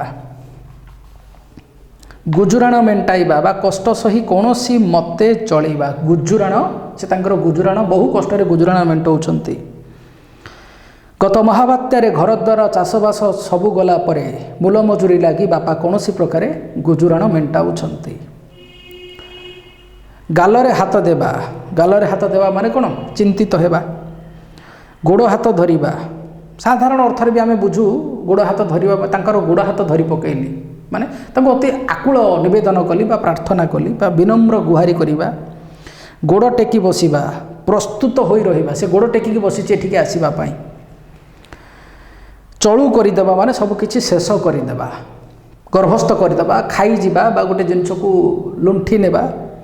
ଲୋକଟିର ଧର୍ମ ଅଧର୍ମ ବିଚାର ନାହିଁ, ଜନସାଧାରଣଙ୍କ ପାଣ୍ଠିକୁ ଚଳୁ କରିଦେଲାଣି। ଚାଲିଲା ଶଗଡ଼ରେ ହାତ ଦେବା ଅର୍ଥାତ୍ ଅତି ଦୁଷ୍ଟାମି କରିବା, କହନ୍ତି ଚାଲିଗଲା ଶଗଡ଼ରେ ପିଲାଟି ହାତ ମାରି ଦେଉଛି, ଏତେ ଦୁଷ୍ଟ। ଚିତା କାଟିବା ବା ଠକିବା, ନାଁ କରିବା ବା ସୁନାମ ଅର୍ଜନ କରିବା। ନାଁ ରଖିବା, ଗୋଟେ ହେଲା ନାଁ କରିବା, ଗୋଟେ ନାଁ ରଖିବା ହେଲା ଯଶ ରଖିବା। ବିଦେଶକୁ ପଢ଼ିବା ପାଇଁ ଗଲାବେଳେ ବାପା କହିଲେ ତୁ ଆମ ବଂଶର ନାଁ ରଖିବୁ, ଏତିକି ମୋର କାମନା। ନାକ ଛିଞ୍ଚାଡ଼ିବା ଅର୍ଥାତ୍ ବିରକ୍ତ ଭାବ। ନାକ ଟେକିବା, ଘୃଣା କରିବା, ଜଣକୁ ନାକେ ଦମ୍ କରିବା, ଅଥୟ କରିଦେବା। ପିଠିରେ ପଡ଼ିବା ବା ସାହା ହେବା। ଫସର ଫାଟିବା, ସବୁ ପରିଶ୍ରମ ଫସର ଫାଟିଗଲା ବା ବ୍ୟର୍ଥ ହୋଇଗଲା ବା ସବୁ ଯୋଜନା ଫସର ଫାଟିଲା। ଫଟେଇ ଦେବା, ଗୋଟିଏ କଥାକୁ ବାରମ୍ବାର ପଚାରିବା। ଫଟେଇ ହେବା ତାପରେ ବାଟ କାଟିବା, ସେ ନିଜ ବାଟ କାଟିଲା ଅର୍ଥାତ୍ ନିଜ ସୁବିଧା, ଆପଣା ସ୍ୱାର୍ଥ ବା ନିଜ ସୁବିଧା ଦେଖିବା। ସ୍ୱାର୍ଥପର ଲୋକମାନେ କାହା କଥା ବିଚାର ନ କରି ନିଜେ ନିଜର ବାଟ କାଟି ଦୂରେଇ ଯାଆନ୍ତି। ବାଟ ଭାଙ୍ଗିବା ଅର୍ଥାତ୍ ଏଠି ଉପେକ୍ଷା କରିବା, ବିପଦରେ ପଡ଼ିଥିବା ଲୋକଙ୍କୁ ସାହାଯ୍ୟ ନ କରି ବାଟ ଭାଙ୍ଗି ଚାଲିଯିବା ଠିକ୍ ନୁହେଁ। ନିଜ ରାସ୍ତା ନିଜେ ଦେଖି ଚାଲିଯିବା। ଗୋଟେ ହେଲା ଅପେକ୍ଷା, ଅପେକ୍ଷାର ବିପରୀତ ଅର୍ଥ ହେଉଛି ଉପେକ୍ଷା। ବାଟ ମାରଣା ହେବା, ଯାହାକୁ କୁହନ୍ତି ବାଟ ମାରଣା, ବାଟରୁ ହିଁ ମାରଣ ହୋଇଯିବା ବା ଅଧା ବାଟରୁ ଯଦି ଠକମାନେ ଠକି ନେଲେ ମଝିରେ ଅନ୍ୟ ଦ୍ୱାରା ଅପହୃତ ହୋଇଯିବା। ବାତ୍ୟା ସମୟରେ ଦେଶ ବିଦେଶରୁ ଆସିଥିବା ଦ୍ରବ୍ୟଗୁଡ଼ିକ ବାଟ ମାରଣା ହେଲା ବୋଲି ଲୋକେ କହୁଛନ୍ତି। ବିରାଡ଼ି ଛିଙ୍କିବା, ଯାହାକୁ କୁହନ୍ତି ଅନୁକୂଳ ବିଗିଡ଼ିଯିବା। ସେମିତିରେ ବି କୁହନ୍ତି ଯାଉଥିଲା ବେଳେ ଯଦି ବିରାଡ଼ି ରାସ୍ତା ଅତିକ୍ରମ କରେ ଏଇଟା ଗୋଟେ ଅମଙ୍ଗଳର ସୂଚକ ବୋଲି। ତେଣୁ ବିରାଡ଼ି ଛିଙ୍କିବା ମାନେ ସଙ୍ଗେ ସଙ୍ଗେ ଯାଇଥିଲ ଅଥଚ ଫେରିଆସିଲ, କ'ଣ ବିରାଡ଼ି ଛିଙ୍କିଲା କି ବା ତୁମର ଅନୁକୂଳ ବିଗିଡ଼ିଗଲା କି। ବିରାଡ଼ି କପାଳକୁ ଶିକା ଛିଣ୍ଡିବା ମାନେ ଇଚ୍ଛା ଅନୁସାରେ ନିଜର ସୁବିଧା ମିଳିବା, ଯେଉଁଟା କହନ୍ତି ମଳୁ ଖୋଜୁଥିଲା କାକର ପାଣି, ବୈଦ କହିଲା ପିଇ ତୋରାଣି। ପ୍ରଦର୍ଶନୀ ଦେଖିଯିବାକୁ କେହି ସାଙ୍ଗ ମିଳୁନଥିଲେ, ବିରାଡ଼ି କପାଳକୁ ଶିକା ଛିଣ୍ଡିଲା ପରି ସାନ ମାମୁଁ ଆସି ପହଞ୍ଚିଗଲେ। ଭାଲୁ ଧରାଇବା ମାନେ କୌଶଳରେ ଜଞ୍ଜାଳଗ୍ରସ୍ତ କରାଇବା ଜଣକୁ। କାମରେ ପକାଇଦେବା, ସେ ବସିକି ସେ କାମକୁ କରୁଥିବ ଦିନ ରାତି। ଭୂତ ଖାଇବା ଅର୍ଥାତ୍ ଅନ୍ୟ ହାତରେ ପଡ଼ିବା, ମୃତ୍ୟୁ ପରେ କୃପଣ ଲୋକର ସଞ୍ଚିତ ଧନ ଭୂତ ଖାଆନ୍ତି, କାରଣ ସେ ସମ୍ପତ୍ତି ଅଲଗା ଲୋକ ହାତକୁ ଚାଲିଯାଏ। ମହର ଗୋରୁ ଯାଇ କାନ୍ତାରରେ ପଡ଼ିବା, ଏଇ ରୂଢ଼ିଟି ମଧ୍ୟ, ଏଇ କ୍ରିୟାଯୁକ୍ତ ରୂଢ଼ିଟି ମଧ୍ୟ ଅତ୍ୟନ୍ତ ପ୍ରସିଦ୍ଧ, ବହୁଳ ମାତ୍ରାରେ ବ୍ୟବହାର ହୁଏ। ମୁଁ ମହର ଗୋରୁ ଯାଇ କାନ୍ତାରରେ ପଡ଼ିଲି, ମାନେ ସାମାନ୍ୟ ବିପଦରୁ ଯାଇ ବଡ଼ ବିପଦରେ ପଡ଼ିବା। ଚିତା କାଟିବା ମାନେ ଅନ୍ୟକୁ ଠକିବା। ଏବେ ଚିତା କାଟିବା ଆମେ ଦେଖିଲେ ବୋଧେ ପିଲେ, ଏଇଟା 2 ଥର ଦେଇଛି। ଛାତିକି ପଥର କରିବା, ତା ଅର୍ଥ କ'ଣ? ଛାତିରେ ଆଣି ପଥର ରଖିବା ନା, ଏଠି ହେଉଛି ଧୈର୍ଯ୍ୟ କରିବା, ଧୈର୍ଯ୍ୟ ଧରିବା। ବିପଦ ବେଳେ ଅଧୀର ହେଲେ ଚଳିବ ନାହିଁ, ଛାତିକି ପଥର କରି ବିପଦର ମୁକାବିଲା କରିବାକୁ ପଡ଼ିବ। ଛାଇ ନ ମାଡ଼ିବା, ତାର ଛାଇ ମାଡ଼ୁନି, ମାନେ ତା ପାଖକୁ ସାମାନ୍ୟତମ ତା ପାଖକୁ ମଧ୍ୟ ଯାଉନି, ସବୁ ସମ୍ପର୍କ ଛିନ୍ନ କରିବା। ପରିବାରରୁ ଅଲଗା ହେଲା ପରେ ବଡ଼ ଭାଇ ସାନ ଭାଇର ଛାଇ ମାଡ଼ୁନି। ଛାତି ଫୁଲେଇ ଚାଲିବା ବା ଗର୍ବ ଦେଖାଇବା। ଜିରାରୁ ଶିରା କାଢ଼ିବା, ଅଯଥା ଦୋଷ ଦେଖାଇବା ଜଣଙ୍କର। ଖଳ ଲୋକମାନେ ଜିରାରୁ ଶିରା କାଢ଼ି ନିଜର ବାହାଦୁରୀ ଦେଖାନ୍ତି। ଆଉ ଦୋଷଦର୍ଶୀ ପିଲେ କଥାଟି ଅଛି, ମୁଁ ଆଗରୁ ବି କହିଛି, ଏଇ ଯେଉଁ ଦୋଷଦର୍ଶୀ ଦୃଷ୍ଟିକୋଣ ହିଁ ସକଳ ଅମଙ୍ଗଳର କାରଣ। ଝିଣ୍ଟିକା ମାରି ବଣି ପୋଷିବା, ଅର୍ଥାତ୍ ଦୁର୍ବଳକୁ ମାରି ସବଳକୁ ସାହାଯ୍ୟ କରିବା। ଠାସକୁ ମାରିବା ବା ଅନୁମାନ କରିକିରି କହିବା। ତଳେ ପକାଇବା, ତାଙ୍କ କଥାକୁ ମୁଁ ତଳେ ପକାଇଦେଲି ବା ଅମାନ୍ୟ କଲି। ସତ୍ଗୁରୁଙ୍କ ବଚନକୁ କୌଣସି ସତ୍ ଶିଷ୍ୟ କେବେ ତଳେ ପକାଏ ନାହିଁ। ତିଳକୁ ତାଳ କରିବା, ତିଳର ଆକାର ବହୁ ଛୋଟ, ତାଳର ଆକାର ତା ତୁଳନାରେ ଅନେକ ବଡ଼, ତେଣୁ ଛୋଟ କଥାକୁ ବଡ଼ କରିବା। ଦାଉ ସାଧିବା, ଏଇଠି ମଧ୍ୟ ସିଏ ତା ଘର ଉପରେ ଦାଉ ସାଧୁଛି ବା ପ୍ରତିଶୋଧ ନେବା। ମନ ଘର ଧରିବା, ଅର୍ଥାତ୍ ଅସୁବିଧାରେ ପଡ଼ି ସଚେତନ ହେବାଟାକୁ କୁହନ୍ତି ମନ। ଘର କେମିତି ଚଳୁଛି ବୁଝୁନଥିଲା, ବାପା ମଲା ପରେ ତା ମନ ପୁରା ଘର ଧରିଗଲାଣି, ଅର୍ଥାତ୍ ଅସୁବିଧାରେ ପଡ଼ି ସେ ସଚେତନ ହୋଇଗଲାଣି। ମାଛିକି ମର ନ କହିବା, ମାନେ ଏତେ ନିରୀହ ପ୍ରକୃତ ଗଣ୍ଡଗୋଳକାରୀ ମାନେ ଖସିଗଲେ ଯେ ମାଛିକି ମ ନ କହିବା ଲୋକ ତାକୁ ପୋଲିସ ଗିରଫ କରିନେଲା। ମୁହଁ ବଢ଼େଇବା, ତୁମେ ତାର ମୁହଁ ବଢ଼ଉଛ, ବେଳେବେଳେ ବି କୁହାଯାଏ ନା, ବେଳେବେଳେ କ'ଣ ସବୁବେଳେ କୁହାଯାଏ। ମୁହଁ ବଢ଼ାଇବା ବା ଜଣକୁ ସବୁ ସୁବିଧା ଦେଇଦେବା। ବାପା ମା' ଗେହ୍ଲା କରି ଅନେକ ସମୟରେ ପିଲାଙ୍କ ମୁହଁ ବଢ଼େଇ ଦିଅନ୍ତି, କିନ୍ତୁ ପରେ ଅନୁତାପ କରନ୍ତି। ମୁହଁ ଦେବା, ପ୍ରଶୟ ଦେବା, ଛୋଟ ପିଲାଙ୍କୁ ଏତେ ମୁହଁ ଦେବା ଠିକ୍ ନୁହେଁ। ମୁଣ୍ଡ ଝାଳ ତୁଣ୍ଡରେ ମାରିବା, ଅର୍ଥାତ୍ କଠିନ ପରିଶ୍ରମ କରି ପେଟ ପୋଷିବା, ମୁଣ୍ଡକୁ ତେନ୍ତୁଳିଆ ବିଛା କାମୁଡ଼ିବା, ମାନେ ଭୀଷଣ ଚିନ୍ତାରେ ପଡ଼ିଯିବା। ରକ୍ତ ଚାଉଳ ଚୋବେଇବା, ଅର୍ଥାତ୍ ରାଗ ଜର୍ଜରିତ ହେବା। ସୁଅ ମୁହଁରେ ଯିବା ବା ପଡ଼ିବା, ବୃଥାରେ ଧନ ଦୌଲତ ଉଜାଡ଼ି ଦେବାଟା ସୁଅ ମୁହଁରେ ପଡ଼ିବା, ସବୁ ଧୋଇଯାଏ, ତେଣୁ ବୃଥାରେ ଧନ ଦୌଲତ ଉଜାଡ଼ି ଦେବା। ହାତ ଧରିବା, ତାର ହାତ ଧରି ପକାଇଲି, ଏଠି ହାତ ଧରିବାର ମାନେ ବି ବିବାହ କରିବା, ଆଉ ହାତ ଧରିବାର ମାନେ ବି ନେହୁରା ହେବା। ମୋ ହାତ ଧରି ପକାଇଲା ସେ। ହାତ କରିବା ମାନେ କୌଶଳରେ ତାକୁ ହାତ କରି ଆମେ କାମଟି ହାସଲ କରିପାରିବା। ଅନ୍ୟ ପକ୍ଷର ସାକ୍ଷୀମାନଙ୍କୁ ହାତ କରି ସେ ମକଦ୍ଦମା ଜିତିଗଲେ। ହାତରେ ନ ମାରି ଭାତରେ ମାରିବା, ମାନେ କୌଶଳରେ ଜୀବିକା ବା ବୃତ୍ତିରୁ ଜଣକୁ ଉଚ୍ଛେଦ କରିବା, ଜଣଙ୍କ ଜୀବିକା ଛଡ଼େଇ ନେବା, ଅର୍ଥାତ୍ ତା'ର ରୋଜଗାରର ଉପାୟ ତାଠୁ ଛଡ଼େଇ ନେବା। ଶ୍ରମିକମାନଙ୍କୁ ହାତରେ ନ ମାରି ଭାତରେ ମାରିବା ନୀତି ଯୋଗୁଁ ତାଙ୍କ କାରଖାନାରେ ସବୁବେଳେ ଧର୍ମଘଟ ଲାଗି ରହିଛି। ତାପରେ ପିଲେ ଆମେ ଦେଖିବା, ପ୍ରଥମେ ଦେଖିଲେ କେତୋଟି କ୍ରିୟାହୀନ ରୂଢ଼ି, ତାପରେ ଦେଖିଲେ କ୍ରିୟାଯୁକ୍ତ ରୂଢ଼ି, ଏବେ ତୁଳନାତ୍ମକ ରୂଢ଼ି। ତେଣୁ ପ୍ରାୟତଃ ଏଇ ଯେତେ ଗୁଡ଼ିଏ ଆମେ ରୂଢ଼ି ପଢ଼ୁଛେ, ପ୍ରାୟ ସବୁଗୁଡ଼ିକ ଆମ ପାଇଁ ଗୁରୁତ୍ୱପୂର୍ଣ୍ଣ। ଆଉ ସାଧାରଣ ଜନଜୀବନରେ ବି ତୁମେ ଆଜି ପର୍ଯ୍ୟନ୍ତ ଏଇ ରୂଢ଼ି ଗୁଡ଼ାକୁ ଅଳ୍ପ ବହୁତ ବ୍ୟବହାର କରିଥିବ ବା ବ୍ୟବହାର କରୁଥିବା ଲୋକଙ୍କ ସଂସ୍ପର୍ଶରେ ବି ଆସିଥିବ। ତେଣୁ ଯଦି ଏଗୁଡ଼ିକର ଅର୍ଥ ପରୀକ୍ଷାରେ ପଚରାଯାଏ, ସେଥିରେ ମଧ୍ୟ ତୁମକୁ ଅବଜେକ୍ଟିଭ୍ ଟାଇପ୍ର ଥିବ, ତେଣୁ ସେଗୁଡ଼ିକ ଚିହ୍ନିବାରେ ବିଶେଷ କିଛି କଷ୍ଟ ହେବ ନାହିଁ ବୋଲି ମୋର ଅନୁମାନ। ତାପରେ ଦେଖିବା ତୁଳନାତ୍ମକ ରୂଢ଼ି। ଏଣ୍ଡୁଅ ପରି ମୁଣ୍ଡ ଟୁଙ୍ଗାରିବା, ଏଠି ତୁଳନା କରାଗଲା। ଏଣ୍ଡୁଅ ମୁଣ୍ଡ ଟୁଙ୍ଗାରେ, ମଣିଷ ବା ଜଣେ ବ୍ୟକ୍ତି ଯଦି ସେଭଳିଆ ମୁଣ୍ଡ ଟୁଙ୍ଗାରେ, ତୁଳନା କରାଗଲା। ଏଠି କିଛି ନ ବୁଝି ସବୁବେଳେ ଏଣ୍ଡୁଅ ପରି ମୁଣ୍ଡ ଟୁଙ୍ଗାରୁଥାଏ। କୁକୁର ପରି ଧାଇଁବା, ମାନେ ଟଙ୍କା କେଇଟା ଲୋଭରେ ସେ କୁକୁର ପରି ଧାଉଁଛି, ଏତେ ଲାଗି ପଡ଼ିଛି ନିଜର କେତୋଟି କଉଡ଼ି ଆଶାରେ, କେତୋଟି ପାଉଣା ଆଶାରେ ବା କିଛି ପାଇବାର ଆଶାରେ। ଖୁଣ୍ଟଟା ପରି ଠିଆ ହେବା, ବସିବାକୁ କହିଲି ସେ ନ ବସି ଖୁଣ୍ଟଟା ପରି ଠିଆ ହେଇ ରହିଲୁ କାହିଁକି। गड़ परी पड़ा बा ढेंकी परी पड़ा लोकटा गड़ परी पड़ी पदे भी जवाब देऊ ना छुंची परी मुह करवा सबु बेले छुंची परी मुह कले किए तोते भल पाइब मुहरे असंतोषर भाव प्रकाश करवा बा रोषर भाव प्रकाश करवा जोक परी लगे जो भली जोक जो लगी रहे रक्त शोषिबार हूँ तार धर्म तेणु जोक परी लगे जो मैंने कर्मठ से माने काम सर्वदा ओतप्रोत जड़ित हो रही था जोक परी लगी था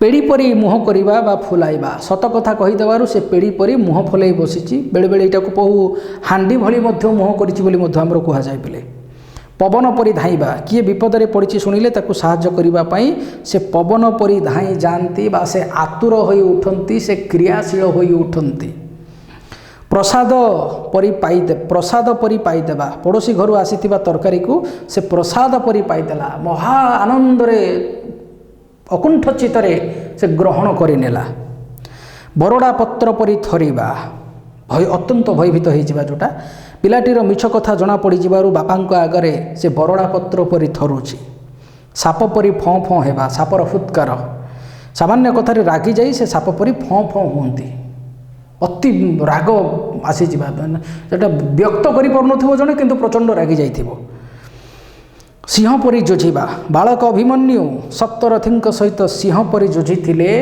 पुरुषार्थर सहित पराक्रमर सहित डरी न जाई साहसर सहित लड़िबा शुआ परी घोषिबा गीतटी ता मन को एमिति पाइछि जे दिन राति शुआ परी घोषी होउछि कारण शुआ को जेभली भाबरे ठाकुर नाम राम नाम जो भाव में घोषा जाए बा शुआ घोषी हुए तेणु कह जाए शुआ परी घोषिबा तापर देख पिले कहला रूढ़ी कौन सदृष्टांत बुझाओ माने गोटे दृष्टांत देकरी बुझाओ आम सामने सहस माने शताधिक रूढ़ी वर्तमान रखा जाइछि तेणु कौन कहगला रूढ़ी आउ थे मन पकईदेवा जे गोटाए शब्द निजस्व अर्थ छाड़िकी अलग शब्द सहित मिसी जदि स्वतंत्र अर्थ प्रकाश करे जो कथा अच्छी मन को पाइबा कथाटा ता मन को पाइला अर्थात से कथाटी को पसंद कला केबे भी यार आउ किछि द्वितीय अर्थ बाहर नाही सेइथिपाई याकु कहगला रूढ़ी निम्नलिखित रूढ़ी गुड़िकर अर्थ लेख आ वाक्य व्यवहार कर पिले सबू तुम सामने ही रखाई जमीक सी अंध बापा मांकर बा सी हूँ पितामातांकर अंधर लौड़ी अरण्य रोदन काठिकर पाठ जपामाली बाकु बता युड़ाक अच्छी तुम पाखे तापर देखा 3 नंबरटी बंधनी मध्य उपयुक्त रूढ़ी बाछी शून्य स्थान पूरण कर कौन पिलाटी एपरी नछोड़ बंधा जे जहाँ कह ताहा करिवो जो नछोड़ बंधा कहते एक्जितिया ए कार्यटी तुम पक्षरे काठिकर पाठ बा अत्यंत कष्टकर ताकू आउ किछि कुह नाही से भयरे कला काठ पड़ीगला अत्यंत भयभीत हो गला मलिन पड़ीगला चेहरा तार से मो संपत्ति उपरे आखि पकाउछि लोलुप दृष्टि पकाउछि ताकू ठकिबा सहज नुहे सी छुंची माछी परीक्षा करी सबू देखिबे अत्यंत सतर्कतार सहित सी चलती ता बापा चिरदिन सबुदिन ये माने आखि बुझिले से तो डैश साजी अनर्थ सृष्टि करुच्ची ताकू कौन चिन्ह ना नाटर गोवर्धन साजी सबू अनर्थ सृष्टि करुच्ची सेटा गोटाए डैश ताकू पिलांकु ता सहित पिलांकु छाड़ ना छोट पिलांकु छाड़ ना माने छोट पिला बिगिड़ी जीवे ता माने ये तुलसी नुह ये हूँ बण बिछुआती क्यों धन मनीष को प्रकृत शांति दिए झाड़ बुहा धन मनीष को प्रकृत शांति दिए कथा अच्छी विद्या ददाति विनयात विनयात याति पात्रत्वम धनमाप्नोति धनात् धर्म तत सुखम अर्थात झाड़ बुहा धन रे धर्म कले ही प्रकृत सुख मिलता है अन्यठू लुंठी आनी अन्य को लुंठन करिथिबा धन रे धर्म कार्य कले प्रकृत सुखर उपलब्धि करी हुए ना प्रकृत कथा न जानी डैश कहूच कहीं ठासु को मारिबा कहूच कहीं दयानिधि दीनबंधु बाबूंकर डैश बंधु देह लगा बंधु बहिर एग्जाम्पल एक्जाक्टली बहिर एग्जाम्पल सबू कथारू डैश तार गोटे मंद अभ्यास सबू कथारू क्षीय काढ़ा बा दोष दुर्बलता लोकंकर देखा तांकर डैश नीति तांकर विफलतार कारण तांकर हुंका पिटा नीति किसी न बुझी हठात कार्य लगी जा पिलामानंकु कौन डैश देवा उचित नुहे मुह देवा उचित नुहे तापर देख सेमती 4 नंबर କ ସ୍ତମ୍ଭରେ କେତେକ ରୂଢ଼ି, ଖ ସ୍ତମ୍ଭରେ ସେହି ରୂଢ଼ିର ଅର୍ଥ ଦିଆଯାଇଛି। ବୋଝ ଉପରେ ଲଳିତା ବିଡ଼ା ବା ଦୁଃଖ ଉପରେ ଦୁଃଖ, ବାକୁ ବତା ବା କ୍ଷୀଣ ଆଶ୍ରୟ, ଅନ୍ଧ ବୁଝାମଣା ବା ଅନ୍ୟାୟ ବିଚାର, ଆଖିରେ ଧୂଳି ଦେବା ମାନେ ସହଜ ଠକିବା ଜଣକୁ, କାଠିକର ପାଠ ଏବେ ଦେଖିଲେ ଯାହାକି ଖୁବ୍ କଷ୍ଟ କଥା, କଳାକନା ବୁଲାଇବା, ଲୁଣ୍ଠି ନେବା ସବୁ କିଛି ବା ଲୁଣ୍ଠନ କରିବା, ସବୁ ଲୁଟି ନେବା, ଅକଲ ଗୁଡ଼ୁମ ହେଇଯିବା ବା ବୁଦ୍ଧି ବଣା ହେବା। ତେଣୁ ଏହି ବିଷୟଟିରେ ବେଶୀ ଏତେ ଗୁଡ଼େ ଦେଇଛି ପିଲେ ରୂଢ଼ି 100ରୁ ଅଧିକ ହେବ। ତେଣୁ এই ରୂଢ଼ି ଗୁଡ଼ିକୁ ଟିକେ ପଢ଼ିଲେ ବା ବାରମ୍ବାର ଲେଖିଲେ ଯାଇକି ଜିନିଷ ଗୁଡ଼ା ମନେ ରହିବ। ୟା ପରେ ଆମେ ଯେଉଁ ଦ୍ୱିତୀୟ ପାର୍ଟଟି ରହିଲା ଲୋକବାଣୀ, ଲୋକବାଣୀ ଉପରେ ବର୍ତ୍ତମାନ ନଜର ପକାଇବା। ଆଜି ଏସବୁ ଲୋକବାଣୀ ଗୁଡ଼ାକ କ'ଣ କ'ଣ ରହିଛି। କଖାରୁ ବଡ଼ି ଉପରେ ପଡ଼ି, କଖାରୁ ଚୋରକୁ ମୁଣ୍ଡ କାଟ, କଜଳପାତିଆ ଭଦ୍ରଲୋକ ବା ଭଲ ଲୋକ, ସରକୁ ପଡ଼ିଲା ଟୋକାଟେ ତା ମୁଣ୍ଡରେ ଠେକାଟେ। ତେଣୁ ଏଇ ଯେଉଁ ଲୋକବାଣୀ ଗୁଡ଼ାକ ଅଛି, ଏହି ଲୋକବାଣୀ ଲୋକ ମୁଖରେ ଯୁଗ ଯୁଗ ଧରି ଚଳି ଆସୁଥିବା ଆଉ ବିଭିନ୍ନ ପରିସ୍ଥିତିରେ ଏଇ ଲୋକବାଣୀ ଗୁଡ଼ାକ ଭିନ୍ନ ଭିନ୍ନ ପରିସ୍ଥିତିରେ ବ୍ୟବହାର କରାଯାଏ। ଏମିତି ସାଧାରଣ ଭାବରେ ଆପଣ କେମିତି ଅଛନ୍ତି, କାଲି ସେଠାକୁ ଯିବେ କି, ଆପଣଙ୍କ ଝିଅ ବାହାଘର ହେବ କି, ଏମିତି ଅତି ସାଧାରଣ କଥାରେ ଏଇ ଲୋକବାଣୀର ପ୍ରୟୋଗ କରାଯାଏନି। ସ୍ୱତନ୍ତ୍ର ବା କିଛି ନିର୍ଦ୍ଦିଷ୍ଟ ପରିସ୍ଥିତିରେ ଗୁଡ଼ାକୁ ବ୍ୟବହାର କରାଯାଏ। ତେଣୁ ଲୋକମୁଖରେ ଯୁଗ ଯୁଗ ଧରି ଚଳି ଆସୁଥିବା ଆଉ ବିଭିନ୍ନ ପରିସ୍ଥିତିରେ ପ୍ରୟୋଗ କରାଯାଉଥିବା ବିଶେଷ ଉକ୍ତି ଗୁଡ଼ିକ ଲୋକବାଣୀ ବା ଲୋକଯୁକ୍ତ ଉକ୍ତି ବା ଲୋକୋକ୍ତି। ପ୍ରତ୍ୟେକ ଭାଷାରେ ଲୋକବାଣୀ ଅଛି। ତେଣୁ ଲୋକବାଣୀକୁ ବି ଆମେ କାହିଁକି ପଢ଼ୁଛେ ନା, ପୃଥିବୀରେ ଯେତେ ଭାଷା ଅଛି ପ୍ରତ୍ୟେକ ଭାଷାରେ ଏଇ ଲୋକବାଣୀ ଅଛି। କାରଣ ଜନଜୀବନରେ ବିଭିନ୍ନ ସ୍ୱତନ୍ତ୍ର ଆଉ ନିର୍ଦ୍ଦିଷ୍ଟ ପରିସ୍ଥିତିରେ ଆମେ ଏହି ବାଣୀ ଗୁଡ଼ିକୁ ବ୍ୟବହାର କରୁଥିବାରୁ ଏଗୁଡ଼ିକୁ ଲୋକୋକ୍ତି ବୋଲି କୁହାଯାଏ। ଯେମିତିକି ଇଂରାଜୀରେ ମାଇଟ୍ ଇଜ୍ ରାଇଟ୍, ଓଡ଼ିଆରେ ତାକୁ କୁହାଗଲା ଜୋର ଜାର ମୁଲକ୍ ତାର। ହିନ୍ଦୀରେ ଯେଉଁ ଜିନିଷକୁ ଆମେ କହିଲେ ନାଚ ନା ଜାନେ ଆଙ୍ଗନ ତେଢ଼ା, ଓଡ଼ିଆରେ ତାକୁ କହିଲେ ଚାଲି ନ ଜାଣି ବାଟର ଦୋଷ। ତେଣୁ ଏମିତି ବହୁ ସଂଖ୍ୟାର ଲୋକବାଣୀ ରହିଛି। ଯେମିତିକି ଅକାଳେ ନିୟମ ନାସ୍ତି, ଅର୍ଥାତ୍ ଅସୁବିଧା ସମୟରେ ଆଉ ନିୟମ ମାନି ଚଳିବା ସମ୍ଭବ ହୋଇପାରେ ନାହିଁ। ଅତିଭକ୍ତି ଚୋରର ଲକ୍ଷଣ ବା କାର୍ଯ୍ୟ ହାସଲ ଉଦ୍ଦେଶ୍ୟ ରଖି ଉପରକୁ ବିନମ୍ର ଭାବ ଦେଖାଇବା। ଅଣ୍ଟି ଛୁରୀ ତଣ୍ଟି କାଟେ, ଅଣ୍ଟିରେ ଛୁରୀ ରଖିଥିବା ନିଜର ବୋଲି ଜଣକୁ ଭାବିଥିବା ଲୋକ ହିଁ ତୁମର ଯେତେବେଳେ କ୍ଷତି କରେ। ଆତ୍ମୀୟ ଲୋକ ଶତ୍ରୁତା ଆଚରଣ କରିବା, ଅଠା କାଠିରେ ପଡ଼ିବା ବା ଅସୁବିଧା ପରିସ୍ଥିତିର ସମ୍ମୁଖୀନ ହେବା। କୁହନ୍ତି ଚଢ଼େଇଟି ଥରେ ଅଠା କାଠିରେ ପଡ଼ିଗଲେ ଆଉ ଉଡ଼ିପାରିବ ନାହିଁ। ଅନ୍ଧ ଦେଶକୁ ଗଲି ଦର୍ପଣ ବିକି, ଅର୍ଥାତ୍ ମୂର୍ଖଙ୍କ ଆଗରେ ତତ୍ତ୍ୱ କଥା କହିବା। ଯାହା ଅନ୍ଧମାନେ ଯେଭଳି ଦର୍ପଣର ମୂଲ୍ୟ ବୁଝିପାରିବେ ନାହିଁ ବା ବୁଝିପାରନ୍ତି ନାହିଁ, ଠିକ୍ ସେମିତି ମୂର୍ଖ ଲୋକମାନେ ତତ୍ତ୍ୱ କଥାର ଗୁରୁତ୍ୱପୂର୍ଣ୍ଣତାକୁ ଉପଲବ୍ଧି କରିପାରନ୍ତି ନାହିଁ। ଅଳସୁଆର ବାରବାଟୀ ଚାଷ, ମାନେ ନିକମା ବା ଅଳସୁଆ ଲୋକର ବୃଥା ଆସ୍ଫାଳନ। ଯିଏ ଅଳସୁଆ ବାରବାଟୀ ଭଳି ଜମିକୁ ସେ କିଭଳି ଚାଷ କରିବ? ଖାଲି କଳ୍ପନା ଦେଖିବା, ଖାଲି କଳ୍ପନା କରିବା, ସ୍ୱପ୍ନ ଦେଖିବା। ଏମାନେ କେବଳ ଉଚ୍ଚାରଣବାଦୀ, ଆଚରଣବାଦୀ ନୁହନ୍ତି। ଅଧର୍ମବିତ ବଢ଼େ ବହୁତ, ଗଲାବେଳେ ଯାଏ ମୂଳ ସହିତ ବା ପାପ ଅର୍ଜିତ ଧନ ସମୂଳେ ନଷ୍ଟ ହୁଏ। ଅଦା ବେପାରୀର ଜାହାଜ ମୂଲ ବା ଅନଧିକାର ଚର୍ଚ୍ଚା, କାରଣ ଅଦା ବେପାରୀର ପରିସର ବହୁତ ଛୋଟ, ଜାହାଜ ମୂଲ ସାଙ୍ଗରେ ତାର କୌଣସି ସମ୍ପର୍କ ନାହିଁ, ତଥାପି ଅନଧିକାର ଚର୍ଚ୍ଚା, ଯାହା ଅଧିକାରର ଭୁକ୍ତ ନୁହେଁ ସେହିଭଳି ଚର୍ଚ୍ଚା କରିବାକୁ ଅନଧିକାର ଚର୍ଚ୍ଚା କୁହାଯାଏ। ଅତି ପରିଚୟ ଗୌରବ ନଷ୍ଟ, ଅତି ସମ୍ପର୍କ ବା ମିଳାମିଶାରେ ସମ୍ମାନ ହ୍ରାସ ପାଏ। ଗୋଟେ କଥା ଅଛି ପିଲେ ସଂସ୍କୃତରେ, ଅତି ଗର୍ବେ ହତଲଙ୍କା ଅତି ମାନେ ଚ କୌରବା, ଅତି ଦାନେ ବଳିବର୍ଦ୍ଧ ଅତି ସର୍ବତ୍ର ଗହୀର୍ତ୍ତମ। ଅତି ଜିନିଷଟି ସବୁଠାରେ ଗହୀର୍ତ୍ତମ, ଗ୍ରହଣୀୟ ନୁହେଁ ବା ତାହା ଦୁଃଖର କାରଣ ମଧ୍ୟ ପାଲଟିଥାଏ, ସମ୍ମାନ ହାନି ଘଟିଥାଏ, ଗୌରବ ନଷ୍ଟ ହୋଇଥାଏ।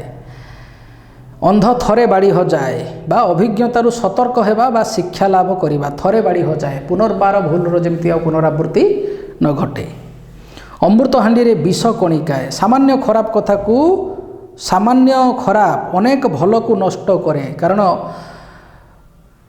विष खराब जिनसर मात्रा बहुत कम हेले मध्य प्रभावशाली किंतु भल जिनसर मात्रा बा भल जिनसर प्रभाव पड़िबा पई टिके समय लगे किंतु खराब जिनस भितर गोटाए जिनस थाए सेटा होची संचरणर बेग भूल कथाटे खराब कथाटे खूब जल्दी व्यापी जाए तेणु खराब कथा सब बेले विष भली जहा सर्पर दंशन मात्रे देहरे चरी जाए किंतु भल कथा साधु संगम साधुंक चरण को जीवा ये सबू आस्ते आस्ते प्रभाव पकाए भल कथा गुड़ाक मेडिसिन भली जार डोज कंप्लीट कले जाइकिरी रोग उपशम मिले आ खराब कथा होची विष भली जहाँ निमिषक मध्य देहरे चरी जाए तेणु जो कथाटी कहगला जे अमृत हांडी रे विष कणिकाए बा टिके कणिकाए विष अमृत भली हांडी को एते भल परिस्थिति भल परिवेश को मध्य बिगाड़ी दे थाए।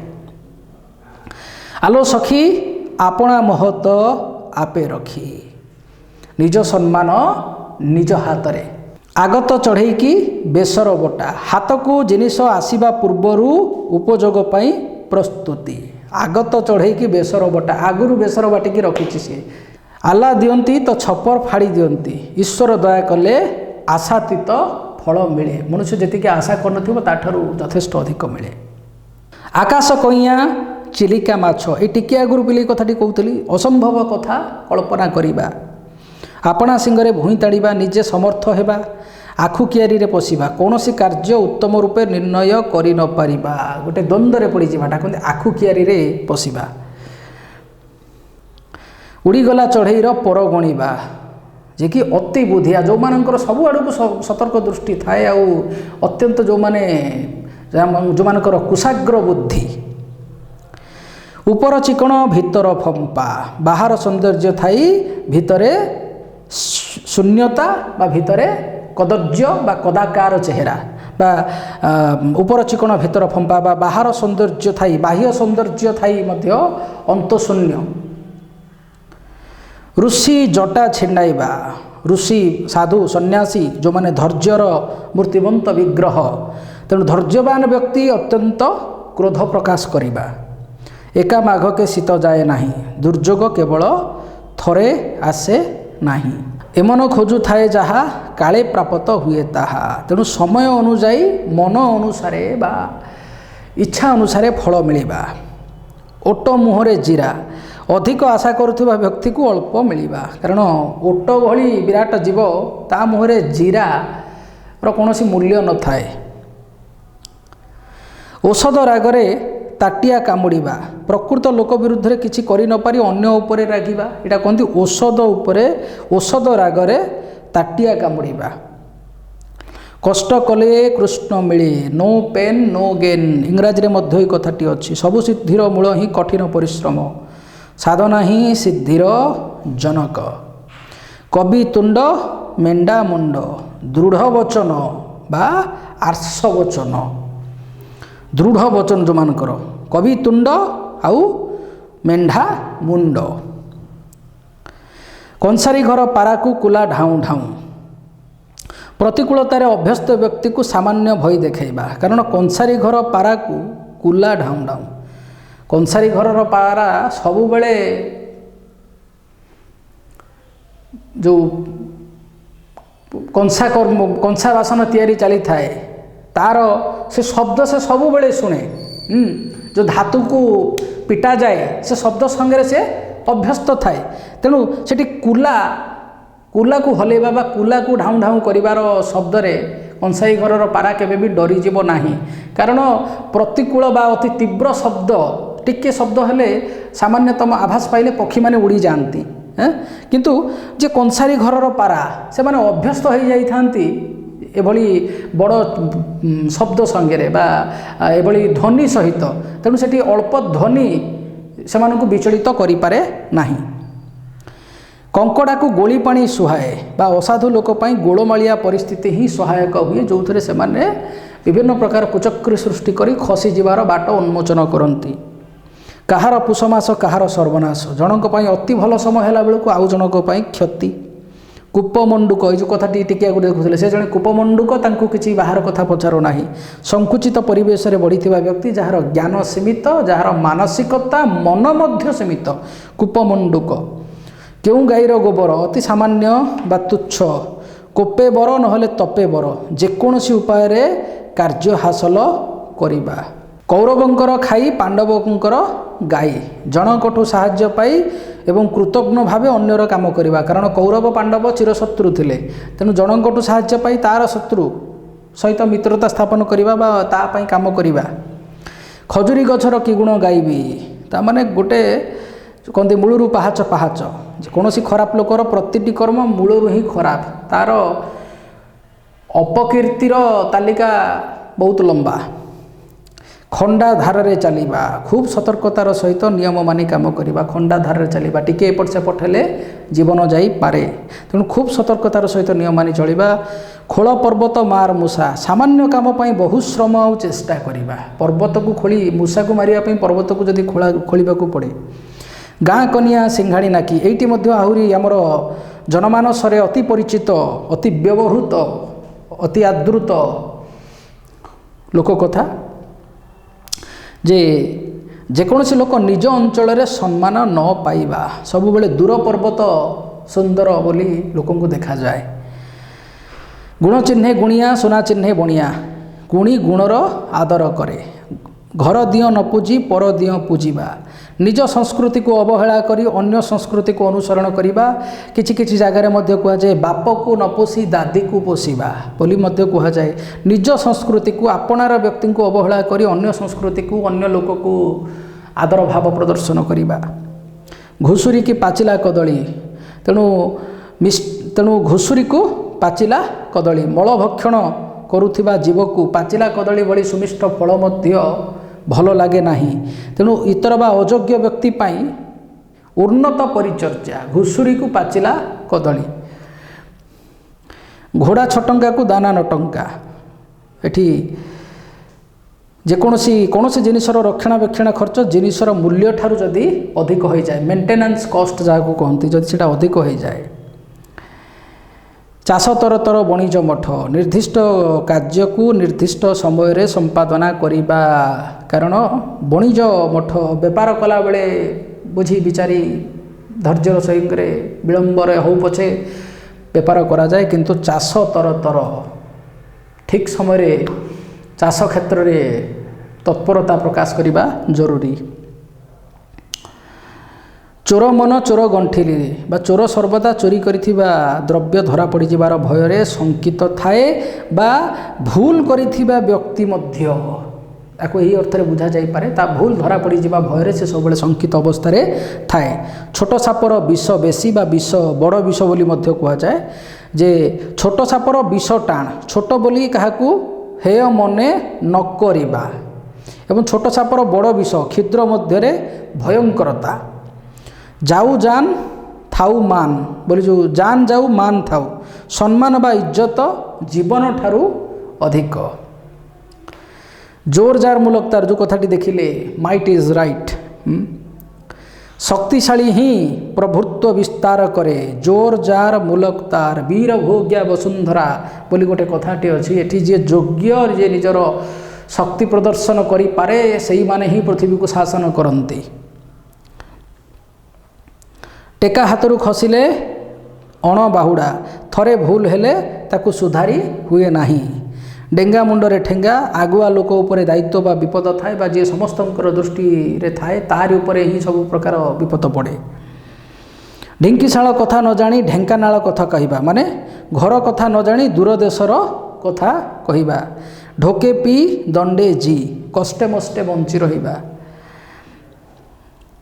ତିନି ତୁଣ୍ଡରେ ଛେଳି କୁକୁର ମିଛ କଥା ଅନେକଙ୍କ ଦ୍ୱାରା ବାରମ୍ବାର ପ୍ରକାଶିତ ହେଲେ ସତ୍ୟ ପରି ପ୍ରତୀତ ହୁଏ। ଯେତେବେଳେ କିଛି ଲୋକ ସଂଖ୍ୟାଗରିଷ୍ଠତା ହାସଲ କରେ ଗୋଟେ ମିଛ କଥାଟେ ହେଉ ପଛେ ଅନେକ ଲୋକଙ୍କ ମୁହଁରେ ଯେତେବେଳେ ପ୍ରସାରିତ ଏବଂ ବିଦିତ ହୁଏ ସେତେବେଳେ ସେଟା ସତ ଭଳି ପ୍ରତୀତ ହୁଏ।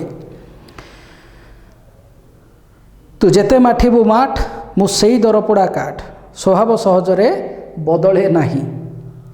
ତୁଳସୀ ଦୁଇ ପତ୍ରରୁ ବାସେ, ଯାହାକୁ କହନ୍ତି ମର୍ଣ୍ଣିଂ ସୋଜ୍ ଦ ଡେ ଇଂରାଜୀରେ କୁହାଯାଏ, ବା ବିଛୁଆତି ଦୁଇ ପତ୍ରରୁ କୁଣ୍ଡାଇ ହୁଏ। ତେଣୁ ପ୍ରକୃତ ଗୁଣ ପ୍ରାଥମିକ ସ୍ତରରୁ ହିଁ ଜଣାପଡ଼ିଥାଏ। କିଏ ମହାନ ଆତ୍ମା ହେବ ଆଉ କିଏ ମହାନ ଅପରାଧୀ। ମହାନ ଅପରାଧୀ କହିବାଟା ଭୁଲ ହେବ। କିଏ ମହାନ ବ୍ୟକ୍ତି ହେବ ଆଉ କିଏ ଅତ୍ୟନ୍ତ ଖଳ ବ୍ୟକ୍ତି ବା ପାପାଚାରୀ ବା ଦୁରାଚାରୀ ହେବ। ସେଟା ପ୍ରକୃତ ଗୁଣ ପ୍ରାଥମିକ ସ୍ତରରୁ ହିଁ ଜଣାପଡ଼ିଯାଏ। ତେଲିଆ ମୁଣ୍ଡରେ ତେଲ, ଦରିଦ୍ରକୁ ସାହାଯ୍ୟ ନ କରି ସ୍ୱଚ୍ଛଳ ବ୍ୟକ୍ତିକୁ ସାହାଯ୍ୟ କରିବା, ଥିଲାବାଲାକୁ ସାହାଯ୍ୟ କରିବା। ଦୈବ ଦୌଡ଼ି ମଣିଷ ଗାଇ, ଜେଣିକି ଟାଣଇ ତେଣିକି ଯାଇ, ବିଧି ନିର୍ଦ୍ଦେଶରେ ମଣିଷ ପରିଚାଳିତ। କାରଣ ସମସ୍ତେ କୌଣସି ନା କୌଣସି ଅଦୃଶ୍ୟ ଡୋରରେ ଆମେ ସମସ୍ତେ ବନ୍ଧା ହେଇ ରହିଛେ। ତେଣୁ ବିଧି ନିର୍ଦ୍ଦେଶରେ ମଣିଷ ପରିଚାଳିତ। ଦେଶକେ ଫାଙ୍କ ନଈକେ ବାଙ୍କ, ବିଭିନ୍ନ ଭିନ୍ନ ସ୍ଥାନରେ ଭିନ୍ନ ଚଳଣି ବା ପ୍ରଥା। ନଈକେ ବାଙ୍କ, ଦେଶକେ ଫାଙ୍କ। ଦେଶର ବିଭିନ୍ନ ସ୍ଥାନରେ ଦେଖିବ ଭିନ୍ନ ଭିନ୍ନ ଚଳଣି ଥାଏ। ନଈ ମଧ୍ୟ ଭିନ୍ନ ଭିନ୍ନ ଜାଗାରେ ତା'ର ଗତିପଥ ଭିନ୍ନ ଭିନ୍ନ କରିଥାଏ। ଧରାକୁ ସୋରା ମଣିବା, ମାନେ ଅତି ଗର୍ବଭାବ ପ୍ରଦର୍ଶନ କରିବା। ଧାନ ପେଟରୁ ବାଳୁଙ୍ଗା ଜାତ, ଗୁଣବତୀ ମା ଠାରୁ କୁପୁତ୍ର ଜନ୍ମ ନେବା। କାରଣ ବାଳୁଙ୍ଗା କାହା କାମରେ ଲାଗେ ନାହିଁ। ଧୀର ପାଣି ପଥର କାଟେ, slow and steady wins the race. ଧୀର ସ୍ଥିର ଭାବେ କାର୍ଯ୍ୟ କଲେ ସଫଳତା ମିଳେ। ଧୀର କଥାରେ ବୈରୀ ବା ଶତ୍ରୁ ବଶ ହୋଇଯାଏ। କୁହନ୍ତି କଥା କହିଲେ ହାତୀ ମଧ୍ୟ ଶୋଇପଡ଼ିବ। ନମ୍ର ବ୍ୟବହାର ଦ୍ୱାରା ସମସ୍ତଙ୍କୁ ବଶୀଭୂତ ବା ନିଜର କରି ହୁଏ। ନଈ ସୁଅକୁ ବାଲିବନ୍ଧ, ବା ବୃଥା ପରିଶ୍ରମ ବା ବୃଥା ଚେଷ୍ଟା। କାରଣ ବାଲିବନ୍ଧକୁ ନଈ ବେଶୀ ସମୟ ରଖେ ନାହିଁ, ଧୋଇ ନିଏ। ନ ଦେଖିଲା ଓଉ ଛଅ ଫଡ଼ା, ଅସମ୍ଭବ କଥା କହିବା। ନଈରେ ଘର କରି କୁମ୍ଭୀର ସଙ୍ଗରେ କଳି, ଅଧୀନ ହୋଇ ମୁନିବଙ୍କ ସଙ୍ଗେ କଳି। ନଈରେ ଘର କରି, ଯାହାର ଯେଉଁଠି ପ୍ରାଦୁର୍ଭାବ ବେଶୀ, ଯାହାର ରାଜତ୍ୱ ଯେଉଁଠି ବେଶୀ, ରାଜା ହେଇ ପ୍ରଜା ବିରୁଦ୍ଧରେ ଯିବା ବା ଅଧୀନ ହୋଇ ମୁନିବଙ୍କ ସଙ୍ଗେ କଳି କରିବା। ନାହିଁ ମାମୁଁ ଠାରୁ କଣା ମାମୁଁ ଭଲ, something is better than Nothing. ତେଣୁ କିଛି ନଥିବା ଅପେକ୍ଷା କିଛି ଥିବାଟା ଭଲ। ପେଟ ପୋଷ ନାହିଁ ଦୋଷ, ବଞ୍ଚିବା ପାଇଁ କୌଣସି ବୃତ୍ତି ଗ୍ରହଣ କରାଯାଇପାରେ। ପାପଧନ ପ୍ରାୟଶ୍ଚିତ୍ରେ ଯାଏ, ଅନ୍ୟାୟ ଉପାୟରେ ଅର୍ଜିତ ଧନ ଅଯଥାରେ ନଷ୍ଟ ହୁଏ। ପୋଥିଗତ ବିଦ୍ୟା ପରହସ୍ତ ଧନ, ନିଜେ ନ ଜାଣିଥିବା ବିଦ୍ୟା ବା ନିଜ ପାଖରେ ନଥାଏ ଅନ୍ୟ ପାଖରେ ଥିବା ଧନ ଆବଶ୍ୟକ ବେଳେ କାର୍ଯ୍ୟରେ ନଥାଏ। ପୋଥିଗତ ବିଦ୍ୟା କେବଳ ତାହା ପୋଥିରେ ଅଛି, ଆଚରଣରେ ବା ମନ ମସ୍ତିଷ୍କରେ ଯଦି ନାହିଁ। ପରହସ୍ତ ଧନ, ଟଙ୍କା ଆସୁଛି, ହେଇ ପହଞ୍ଚୁଛି, ଅଲଗା ଲୋକ ପାଖରେ ଅଛି, କିନ୍ତୁ ଠିକ୍ ସମୟରେ ଜଣକୁ ଦେଇ ହୁଏ ନାହିଁ, ନିଜର କଥା ରଖି ହୁଏ ନାହିଁ। ତେଣୁ ଅନ୍ୟ ପାଖରେ ଥିବା ଧନ ଆଉ ନିଜେ ନ ଜାଣିଥିବା ବିଦ୍ୟା ବା ନିଜ ପାଖରେ ନଥାଇ ଅନ୍ୟ ପାଖରେ ଥିବା ଧନ ଆବଶ୍ୟକ ବେଳେ କାର୍ଯ୍ୟରେ ଆସିନଥାଏ। ଫୁଲ ଯୋଗୁଁ ଗଭା, ପଣ୍ଡିତ ଯୋଗୁଁ ସଭା, ମାନେ ଉଭୟ ହେଉଛନ୍ତି ଶୋଭାବର୍ଦ୍ଧକ। ଗୋଟେ ସଭାର ଶୋଭା ହେଉଛନ୍ତି ପଣ୍ଡିତ, ଆଉ ଗଭା, ଫୁଲ ଯୋଗୁଁ ଗଭା ସୁନ୍ଦର ଦେଖାଯାଏ, ଅନେକ ଫୁଲ ଗୁନ୍ଥା ହେଇଥାଏ ବୋଲି। ବସିବା ଠାରୁ କାଶିବା ଭଲ, ସବୁବେଳେ କିଛି ନା କିଛି କାର୍ଯ୍ୟରେ ଲାଗି ରହିବା ଉଚିତ। କାରଣ ମଣିଷ ଜୀବନ ଭାରି ଅମୂଲ୍ୟ। ବସି ଖାଇଲେ ନଈବାଲି ସରେ, ଆଳସ୍ୟ ସର୍ବନାଶ କରେ। ନଈବାଲି ସରେ, ବସି ଖାଇଲେ ନଈବାଲି ସରେ, ଅର୍ଥାତ୍ ନଈବାଲି ଯଦି ବି ଆରମ୍ଭରୁ ଅତ୍ୟଧିକ ବୋଲି ମନେ ହେଉଥିବ, କିନ୍ତୁ ସେ ଏତେ ପ୍ରାଚୁର୍ଯ୍ୟତା ମଧ୍ୟ ଆସ୍ତେ ଆସ୍ତେ ଅଭାବ ଆଡ଼କୁ ଗତି କରେ। କାରଣ ବସି ଖାଇବା ଦ୍ୱାରା, କିଛି କର୍ମ ନ କରିବା ଦ୍ୱାରା, ଆଳସ୍ୟ ଭିତରେ ବୁଡ଼ି ରହିବା ଦ୍ୱାରା ଆସ୍ତେ ଆସ୍ତେ ମଣିଷ ଋଣଗ୍ରସ୍ତ ହୋଇ ସର୍ବନାଶ ଆଡ଼କୁ ଅଗ୍ରସର ହୁଏ। ତେଣୁ ଆଳସ୍ୟ ସର୍ବନାଶ କରେ। ବତେଇ ଦେଲା ବୁଦ୍ଧି, ମାଗି ଆଣିଲା ତିଅଣ, ଉଭୟ କ୍ଷଣସ୍ଥାୟୀ। ବହୁତ କମ୍ ସମୟ ପାଇଁ ସେସବୁ କାମରେ ଆସନ୍ତି। ବକର ବେକ ବଢ଼ିଲେ ମିନର ବିପତ୍ତି, ଶତ୍ରୁର ସୁବିଧା ହିଁ ବିପଦର କାରଣ। କାରଣ ବକର ଯଦି ବେକ ବଢ଼ିବ ତାଟା ମିନ ସେ ସହଜରେ ଭକ୍ଷଣ କରିନେବ। ବ୍ରହ୍ମା ବିଳିବିଳେଇଲେ ବେଦ, ମାନେ ପଣ୍ଡିତ ଲୋକର ଯେକୌଣସି କାର୍ଯ୍ୟକୁ ମହତ୍ତ୍ୱପୂର୍ଣ୍ଣ ବୋଲି ଧରିନେବା। ମାନିଲେ ଠାକୁର ନ ମାନିଲେ ପଥର। ନିଜର ଦୃଷ୍ଟିକୋଣ ଅନୁସାରେ ମାନ୍ୟତା ଦେବା ଅଥବା ନ ଦେବା। ମାନିଲେ ଠାକୁର ନ ମାନିଲେ ପଥର। କଥା ଅଛି କାଷ୍ଠ ପାଷାଣ ତରୁତୃଣ ସକଳ ଘଟେ ନାରାୟଣ। ଆହୁରି ମଧ୍ୟ କଥା ଅଛି ଜଳେ ବିଷ୍ଣୁ ସ୍ଥଳେ ବିଷ୍ଣୁ ବିଷ୍ଣୁ ପର୍ବତ ଶିଖରେ। ଈଶ୍ୱର ସର୍ବତ୍ର ବିଦ୍ୟମାନ। କିନ୍ତୁ ଏଠି ଯେଉଁ କଥାଟି ଯେ ମାନିଲେ ଠାକୁର ନ ମାନିଲେ ପଥର, ତେଣୁ ଏଇଟା ନିଜ ଉପରେ ନିଜର ଦୃଷ୍ଟିକୋଣ ଅନୁସାରେ ଜଣକୁ ମାନ୍ୟତା ଦେବା ଅଥବା ନ ଦେବା। ଯତ୍ନ କଲେ ରତ୍ନ ମିଳେ, ଅଧ୍ୟବସାୟ ସଫଳତାର ଚାବିକାଠି। ବା ଗୋଟେ ଜିନିଷ ପ୍ରତି ଲାଗି ରହିଲେ ସଚେଷ୍ଟ ରହିଲେ ସେଥିରୁ କିଛି ସୁଫଳ ପ୍ରାପ୍ତ ହୁଏ। ଯେମିତି ଠାକୁର ସେମିତି ପୂଜା, ବାଲି ଗରଡ଼ାକୁ ଚାଉଳ ଭଜା। ତାମାନେ ଗୁଣ ଘେନିକି ଆଦର କରାଯାଏ। ଯେସାକୁ ତେସା, ଯିଏ ଯେପରି ବ୍ୟବହାର ଦେଖାଇବ ତା ପାଇଁ ଅନୁରୂପ ବ୍ୟବହାର। ଯେ ଦେଶେ ଯାଇ ସେ ଫଳ ଖାଇ। ଏହି କଥାଟି ମଧ୍ୟ ବହୁତ ପରିଚିତ। ସବୁ ସ୍ଥାନରେ ପରିସ୍ଥିତି ସହ ଖାପ ଖୁଆଇ ଚଳିବା। ଯେଉଁ ଦେଶରେ ଯେଉଁ ପ୍ରକାର ଖାଦ୍ୟ ପାନୀୟ ବା ଯେଉଁ ପରିସ୍ଥିତିରେ ଯେଉଁ ଉପାଦାନ ଗୁଡ଼ିକୁ ନେଇ ଆଗକୁ ବଢ଼ି ହେବ, ତେଣୁ ମନରେ କାହାର ଦୋଷ ନ ଦେଖି ପରିସ୍ଥିତିକୁ ଭାଗ୍ୟକୁ ନ ନିନ୍ଦି ଯେଉଁଠି ଯାହା ମିଳିବ ସେହି ଅନୁସାରେ ଆଗକୁ ବଢ଼ିବା। ଲୁଚିଛି ନା ଗୋଡ଼ ଦୁଇଟା ଦିଶୁଛି, ଯେତେ ଘୋଡ଼େଇଲେ ବି ଦୋଷ ସବୁବେଳେ ଧରା ପଡ଼ିଯାଏ। ଶୋଇଲା ପୁଅର ଭାଗ ନାହିଁ, କର୍ମକୁଣ୍ଠ ଲୋକ ଜୀବନରେ ହାରିଯାଏ ବା ସୁଯୋଗକୁ ପାଇପାରେ ନାହିଁ, ତା'ର ଭାଗ ତାକୁ ମିଳେ ନାହିଁ। ଶୋଇଲା ପୁଅ ଭାଗ ନାହିଁ, କର୍ମକୁଣ୍ଠ ଲୋକ ଜୀବନରେ ହାରିଯାଏ। ସଭାରେ ହାଣ୍ଡି ଭାଙ୍ଗିବା ଅର୍ଥାତ୍ ଗୁପ୍ତ କଥାଟିଏ ପ୍ରକଟ କରିଦେବା, ସମସ୍ତଙ୍କ ଲୋକଲୋଚନକୁ ଯାହା ଆସିଯାଏ। ସ୍ୱର୍ଗକୁ ନିଶୁଣି ନାହିଁ କି ବଡ଼ ଲୋକଙ୍କୁ ଉତ୍ତର ନାହିଁ। ଧନୀ ଓ ପ୍ରଭାବଶାଳୀ ଲୋକଙ୍କୁ ଅନେକ କଥା କହି ହୁଏ ନାହିଁ, ସେମାନଙ୍କୁ ଜବାବ ଦେଇ ହୁଏ ନାହିଁ। ସିଧା ଆଙ୍ଗୁଠିରେ ଘିଅ ବାହାରେ ନାହିଁ, ମାନେ ସବୁ କାମ ସହଜରେ ହୁଏ ନାହିଁ। ହାତେ ମାପି ଚାଖଣ୍ଡେ ଚାଲ ବା ସାବଧାନ ହେଇ କାମ କରିବା। ହଲିଲା ପାଣିରେ ଗୋଡ଼ ନ ଦେବା, ଗଣ୍ଡଗୋଳରେ ନ ପଶିବା। ହଲିଲା ପାଣିରେ ବା ଯେଉଁ କହନ୍ତି ଚହଲା ପାଣିରେ, ଅର୍ଥାତ୍ ହୁଏତ ତା ଭିତରେ କିଛି ଡିଷ୍ଟର୍ବାନ୍ସ, କିଛି ପ୍ରତିକୂଳତା, କିଛି ମାରାତ୍ମକ ଜୀବ, କିଛି ବି ବିପଦ ହଲିଲା ପାଣିରେ ଥାଇପାରେ। ତେଣୁ ହଲିଲା ପାଣିରେ ଗୋଡ଼ ନ ଦେବା ମାନେ ଗଣ୍ଡଗୋଳରେ ନ ପଶିବା। ହାତ ଅଳସେ ନିଶ ବଙ୍କା। ଏଇଠି ମଧ୍ୟ ଅଳସୁଆ ଦୁଃଖ ପାଏ। ଯେମିତି ଏଇ ଯେଉଁ କଥାଟି କୁହାଗଲା, ଆମେ ଦେଖିଲେ ଯେ ଶୋଇଲା ପୁଅର ଭାଗ ନାହିଁ, ସେହିଭଳି ଭାବରେ ହାତ ଅଳସେ ନିଶ ବଙ୍କା, ଯେ ଅଳସୁଆ ଦୁଃଖ ପାଏ। ତାପରେ ଦେଖ ପିଲି ଯେଉଁ ପ୍ରଶ୍ନାବଳୀ ରହିଛି, ନିମ୍ନଲିଖିତ ଅର୍ଥରେ ବ୍ୟବହୃତ ହୋଇଥିବା ଲୋକବାଣୀ ଗୁଡ଼ିକ ଲେଖ। ଅଯୋଗ୍ୟ ବ୍ୟକ୍ତି ପାଇଁ ଉନ୍ନତ ପରିଚର୍ଯ୍ୟା, ଅତି ସାମାନ୍ୟ ମଣିଷ, ଅନ୍ୟର ସାହାଯ୍ୟରେ ବଡ଼ ପଣିଆ ଦେଖାଇବା, ଭିନ୍ନ ସ୍ଥାନରେ ଭିନ୍ନ ଚଳଣି, ଏଇ ସବୁଗୁଡ଼ିକ ତୁମକୁ ଏ ବହିରେ ଅଛି। ଯେମିତିକି ଭିନ୍ନ ସ୍ଥାନରେ ଭିନ୍ନ ଚଳଣି, ଯେ ଦେଶେ ଯାଇ ସେ ଫଳ ଖାଇ। ଅଭିଜ୍ଞତାରୁ ଶିକ୍ଷା ଲାଭ, ଯେଉଁ କହନ୍ତି ଅନ୍ଧ ଥରେ ବାଡ଼ି ହଜାଏ। ପ୍ରକୃତି ବଦଳେ ନାହିଁ, ଯାହାର ଯାହା ପ୍ରକୃତି, ତେଣୁ ଏଥିରୁ ତୁମେ ଖୋଜିଲେ ଆରାମସେ ପାଇଯିବ। ବିଧି ନିର୍ଦ୍ଦେଶରେ ମଣିଷ ପରିଚାଳିତ, ଯେଉଁ କଥାଟି କୁହାଗଲା ଯେ ଦୈବ ଦୌଡ଼ି ମଣିଷ ଗାଇ, ଜେଣିକି ଓଟାରେ ତେଣିକି ଯାଇ। ତାପରେ ନିମ୍ନଲିଖିତ ଲୋକବାଣୀ ଗୁଡ଼ିକର ଭାବ ସମ୍ପ୍ରସାରଣ କର। ଅତି ପରିଚୟ ଗୌରବ ନଷ୍ଟ। ଏବେ ଓଲଟା କଥାଟା, ଅତି ପରିଚୟ ବା ଅତି ଦେଖେଇ ହେବା ଦ୍ୱାରା ବା ନିଜର ପ୍ରାଧାନ୍ୟ ବା ନିଜର ସମ୍ମାନ ମାଗିବା ଦ୍ୱାରା, ଅତି ଗୌରବ ପ୍ରଦାନ କରିବା ଦ୍ୱାରା ମଧ୍ୟ ବେଳେବେଳେ ଗୌରବ ନଷ୍ଟ ହୁଏ। ତାକୁ ଖାଲି ଟିକେ ଏକ୍ସପାଣ୍ଡ କରିବ। ଅଳ୍ପ ବିଦ୍ୟା ଭୟଙ୍କରୀ। ଅଳ୍ପ କିଛି ଜାଣି ଯଦି ଜଣେ ଗୋଟେ କାମରେ ହାତ ଦେବ, ନିହାତି ଭାବରେ ସେ ସେଥିରେ ବିଫଳ ହେବ ବା ପ୍ରତିକୂଳତା ଆଡ଼କୁ ଗତି କରିବ। ଅମୃତ ହାଣ୍ଡିରେ ବିଷ କଣିକାଏ।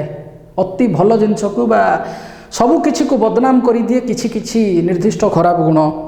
ଆଲୋ ସଖୀ ଆପଣା ମହତ ଆପେ ରଖି, ନିଜ ଇଜ୍ଜତକୁ ଜଗି ରଖି ବା ନିଜକୁ ପ୍ରଥମେ ସୁଧାରିକି ଚାଲିବା। ଏଇଭଳି ଭାବରେ ଯେମିତି ଛୋଟ ସାପର ବିଷ ଟାଣ। ଦେଖିଲେ ଯତ୍ନ କଲେ ରତ୍ନ ମିଳେ, ହାତ ଅଳସେ ନିଶ ବଙ୍କା, ଅଳସୁଆ ଦୁଃଖ ପାଏ। ତେଣୁ ଏ ଯେତେ ଗୁଡ଼ିଏ ବର୍ତ୍ତମାନ ଆମେ ଦେଖିଲେ ଏସବୁ ରୂଢ଼ି ବା ଏ ଯେଉଁ ଲୋକବାଣୀ ଗୁଡ଼ିକ ରହିଲା, ତେଣୁ ଆକୁ କିଛି କିଛି ଲୋକବାଣୀ ସହିତ ତୁମେ ପରିଚିତ। ତେଣୁ ୟାକୁ ଟିକେ ଆମୂଳଚୂଳ ପଢ଼ିକିରି ଟିକେ ସବୁଗୁଡ଼ାକ ଲେଖିବା ପାଇଁ, ଦେଖି ଦେଖି ବହିରୁ ଦେଖିକି ହେଉ ପଛେ ଲେଖିବା ପାଇଁ ଚେଷ୍ଟା କରିବ। ଦୁଇ ଚାରି ଥର ତୁମେ ୟାକୁ ଲେଖିଦେଲେ ବେଲେ ପ୍ରତ୍ୟେକ ଲୋକବାଣୀର ଅର୍ଥ ତୁମେ ବୁଝିଯିବ। ତେଣୁ ଏମିତି ତୁମର ଏଇ ଯେଉଁ ଚାପ୍ଟରଟି ଥିଲା ରୂଢ଼ି ଓ ଲୋକବାଣୀ, ଏସବୁ 1 ନମ୍ବର ଆଉ 2 ନମ୍ବର ଏଗୁଡ଼ିକ କରିବ ଏବଂ ଆକୁ ଆଉ ଥରେ ଥରେ ଆକୁ ଦେଖି ଦେଖି ହେଉ ପଛେ ଏଇ ପ୍ରତ୍ୟେକ ଲୋକବାଣୀକୁ ପ୍ରକୃତ ତାର ଅର୍ଥଟିକୁ ବୁଝି ଯାଇକରି 2-4 ଥର ଆକୁ ତୁମେ ଲେଖିଦେଲେ ତୁମର ଗୋଟେ ଆରାମସେ ମନେ ରହିଯିବ। ସୋ ତୁମର ତୃତୀୟ ଅଧ୍ୟାୟଟି ଏଇଠି ସରିଲା। ଧନ୍ୟବାଦ।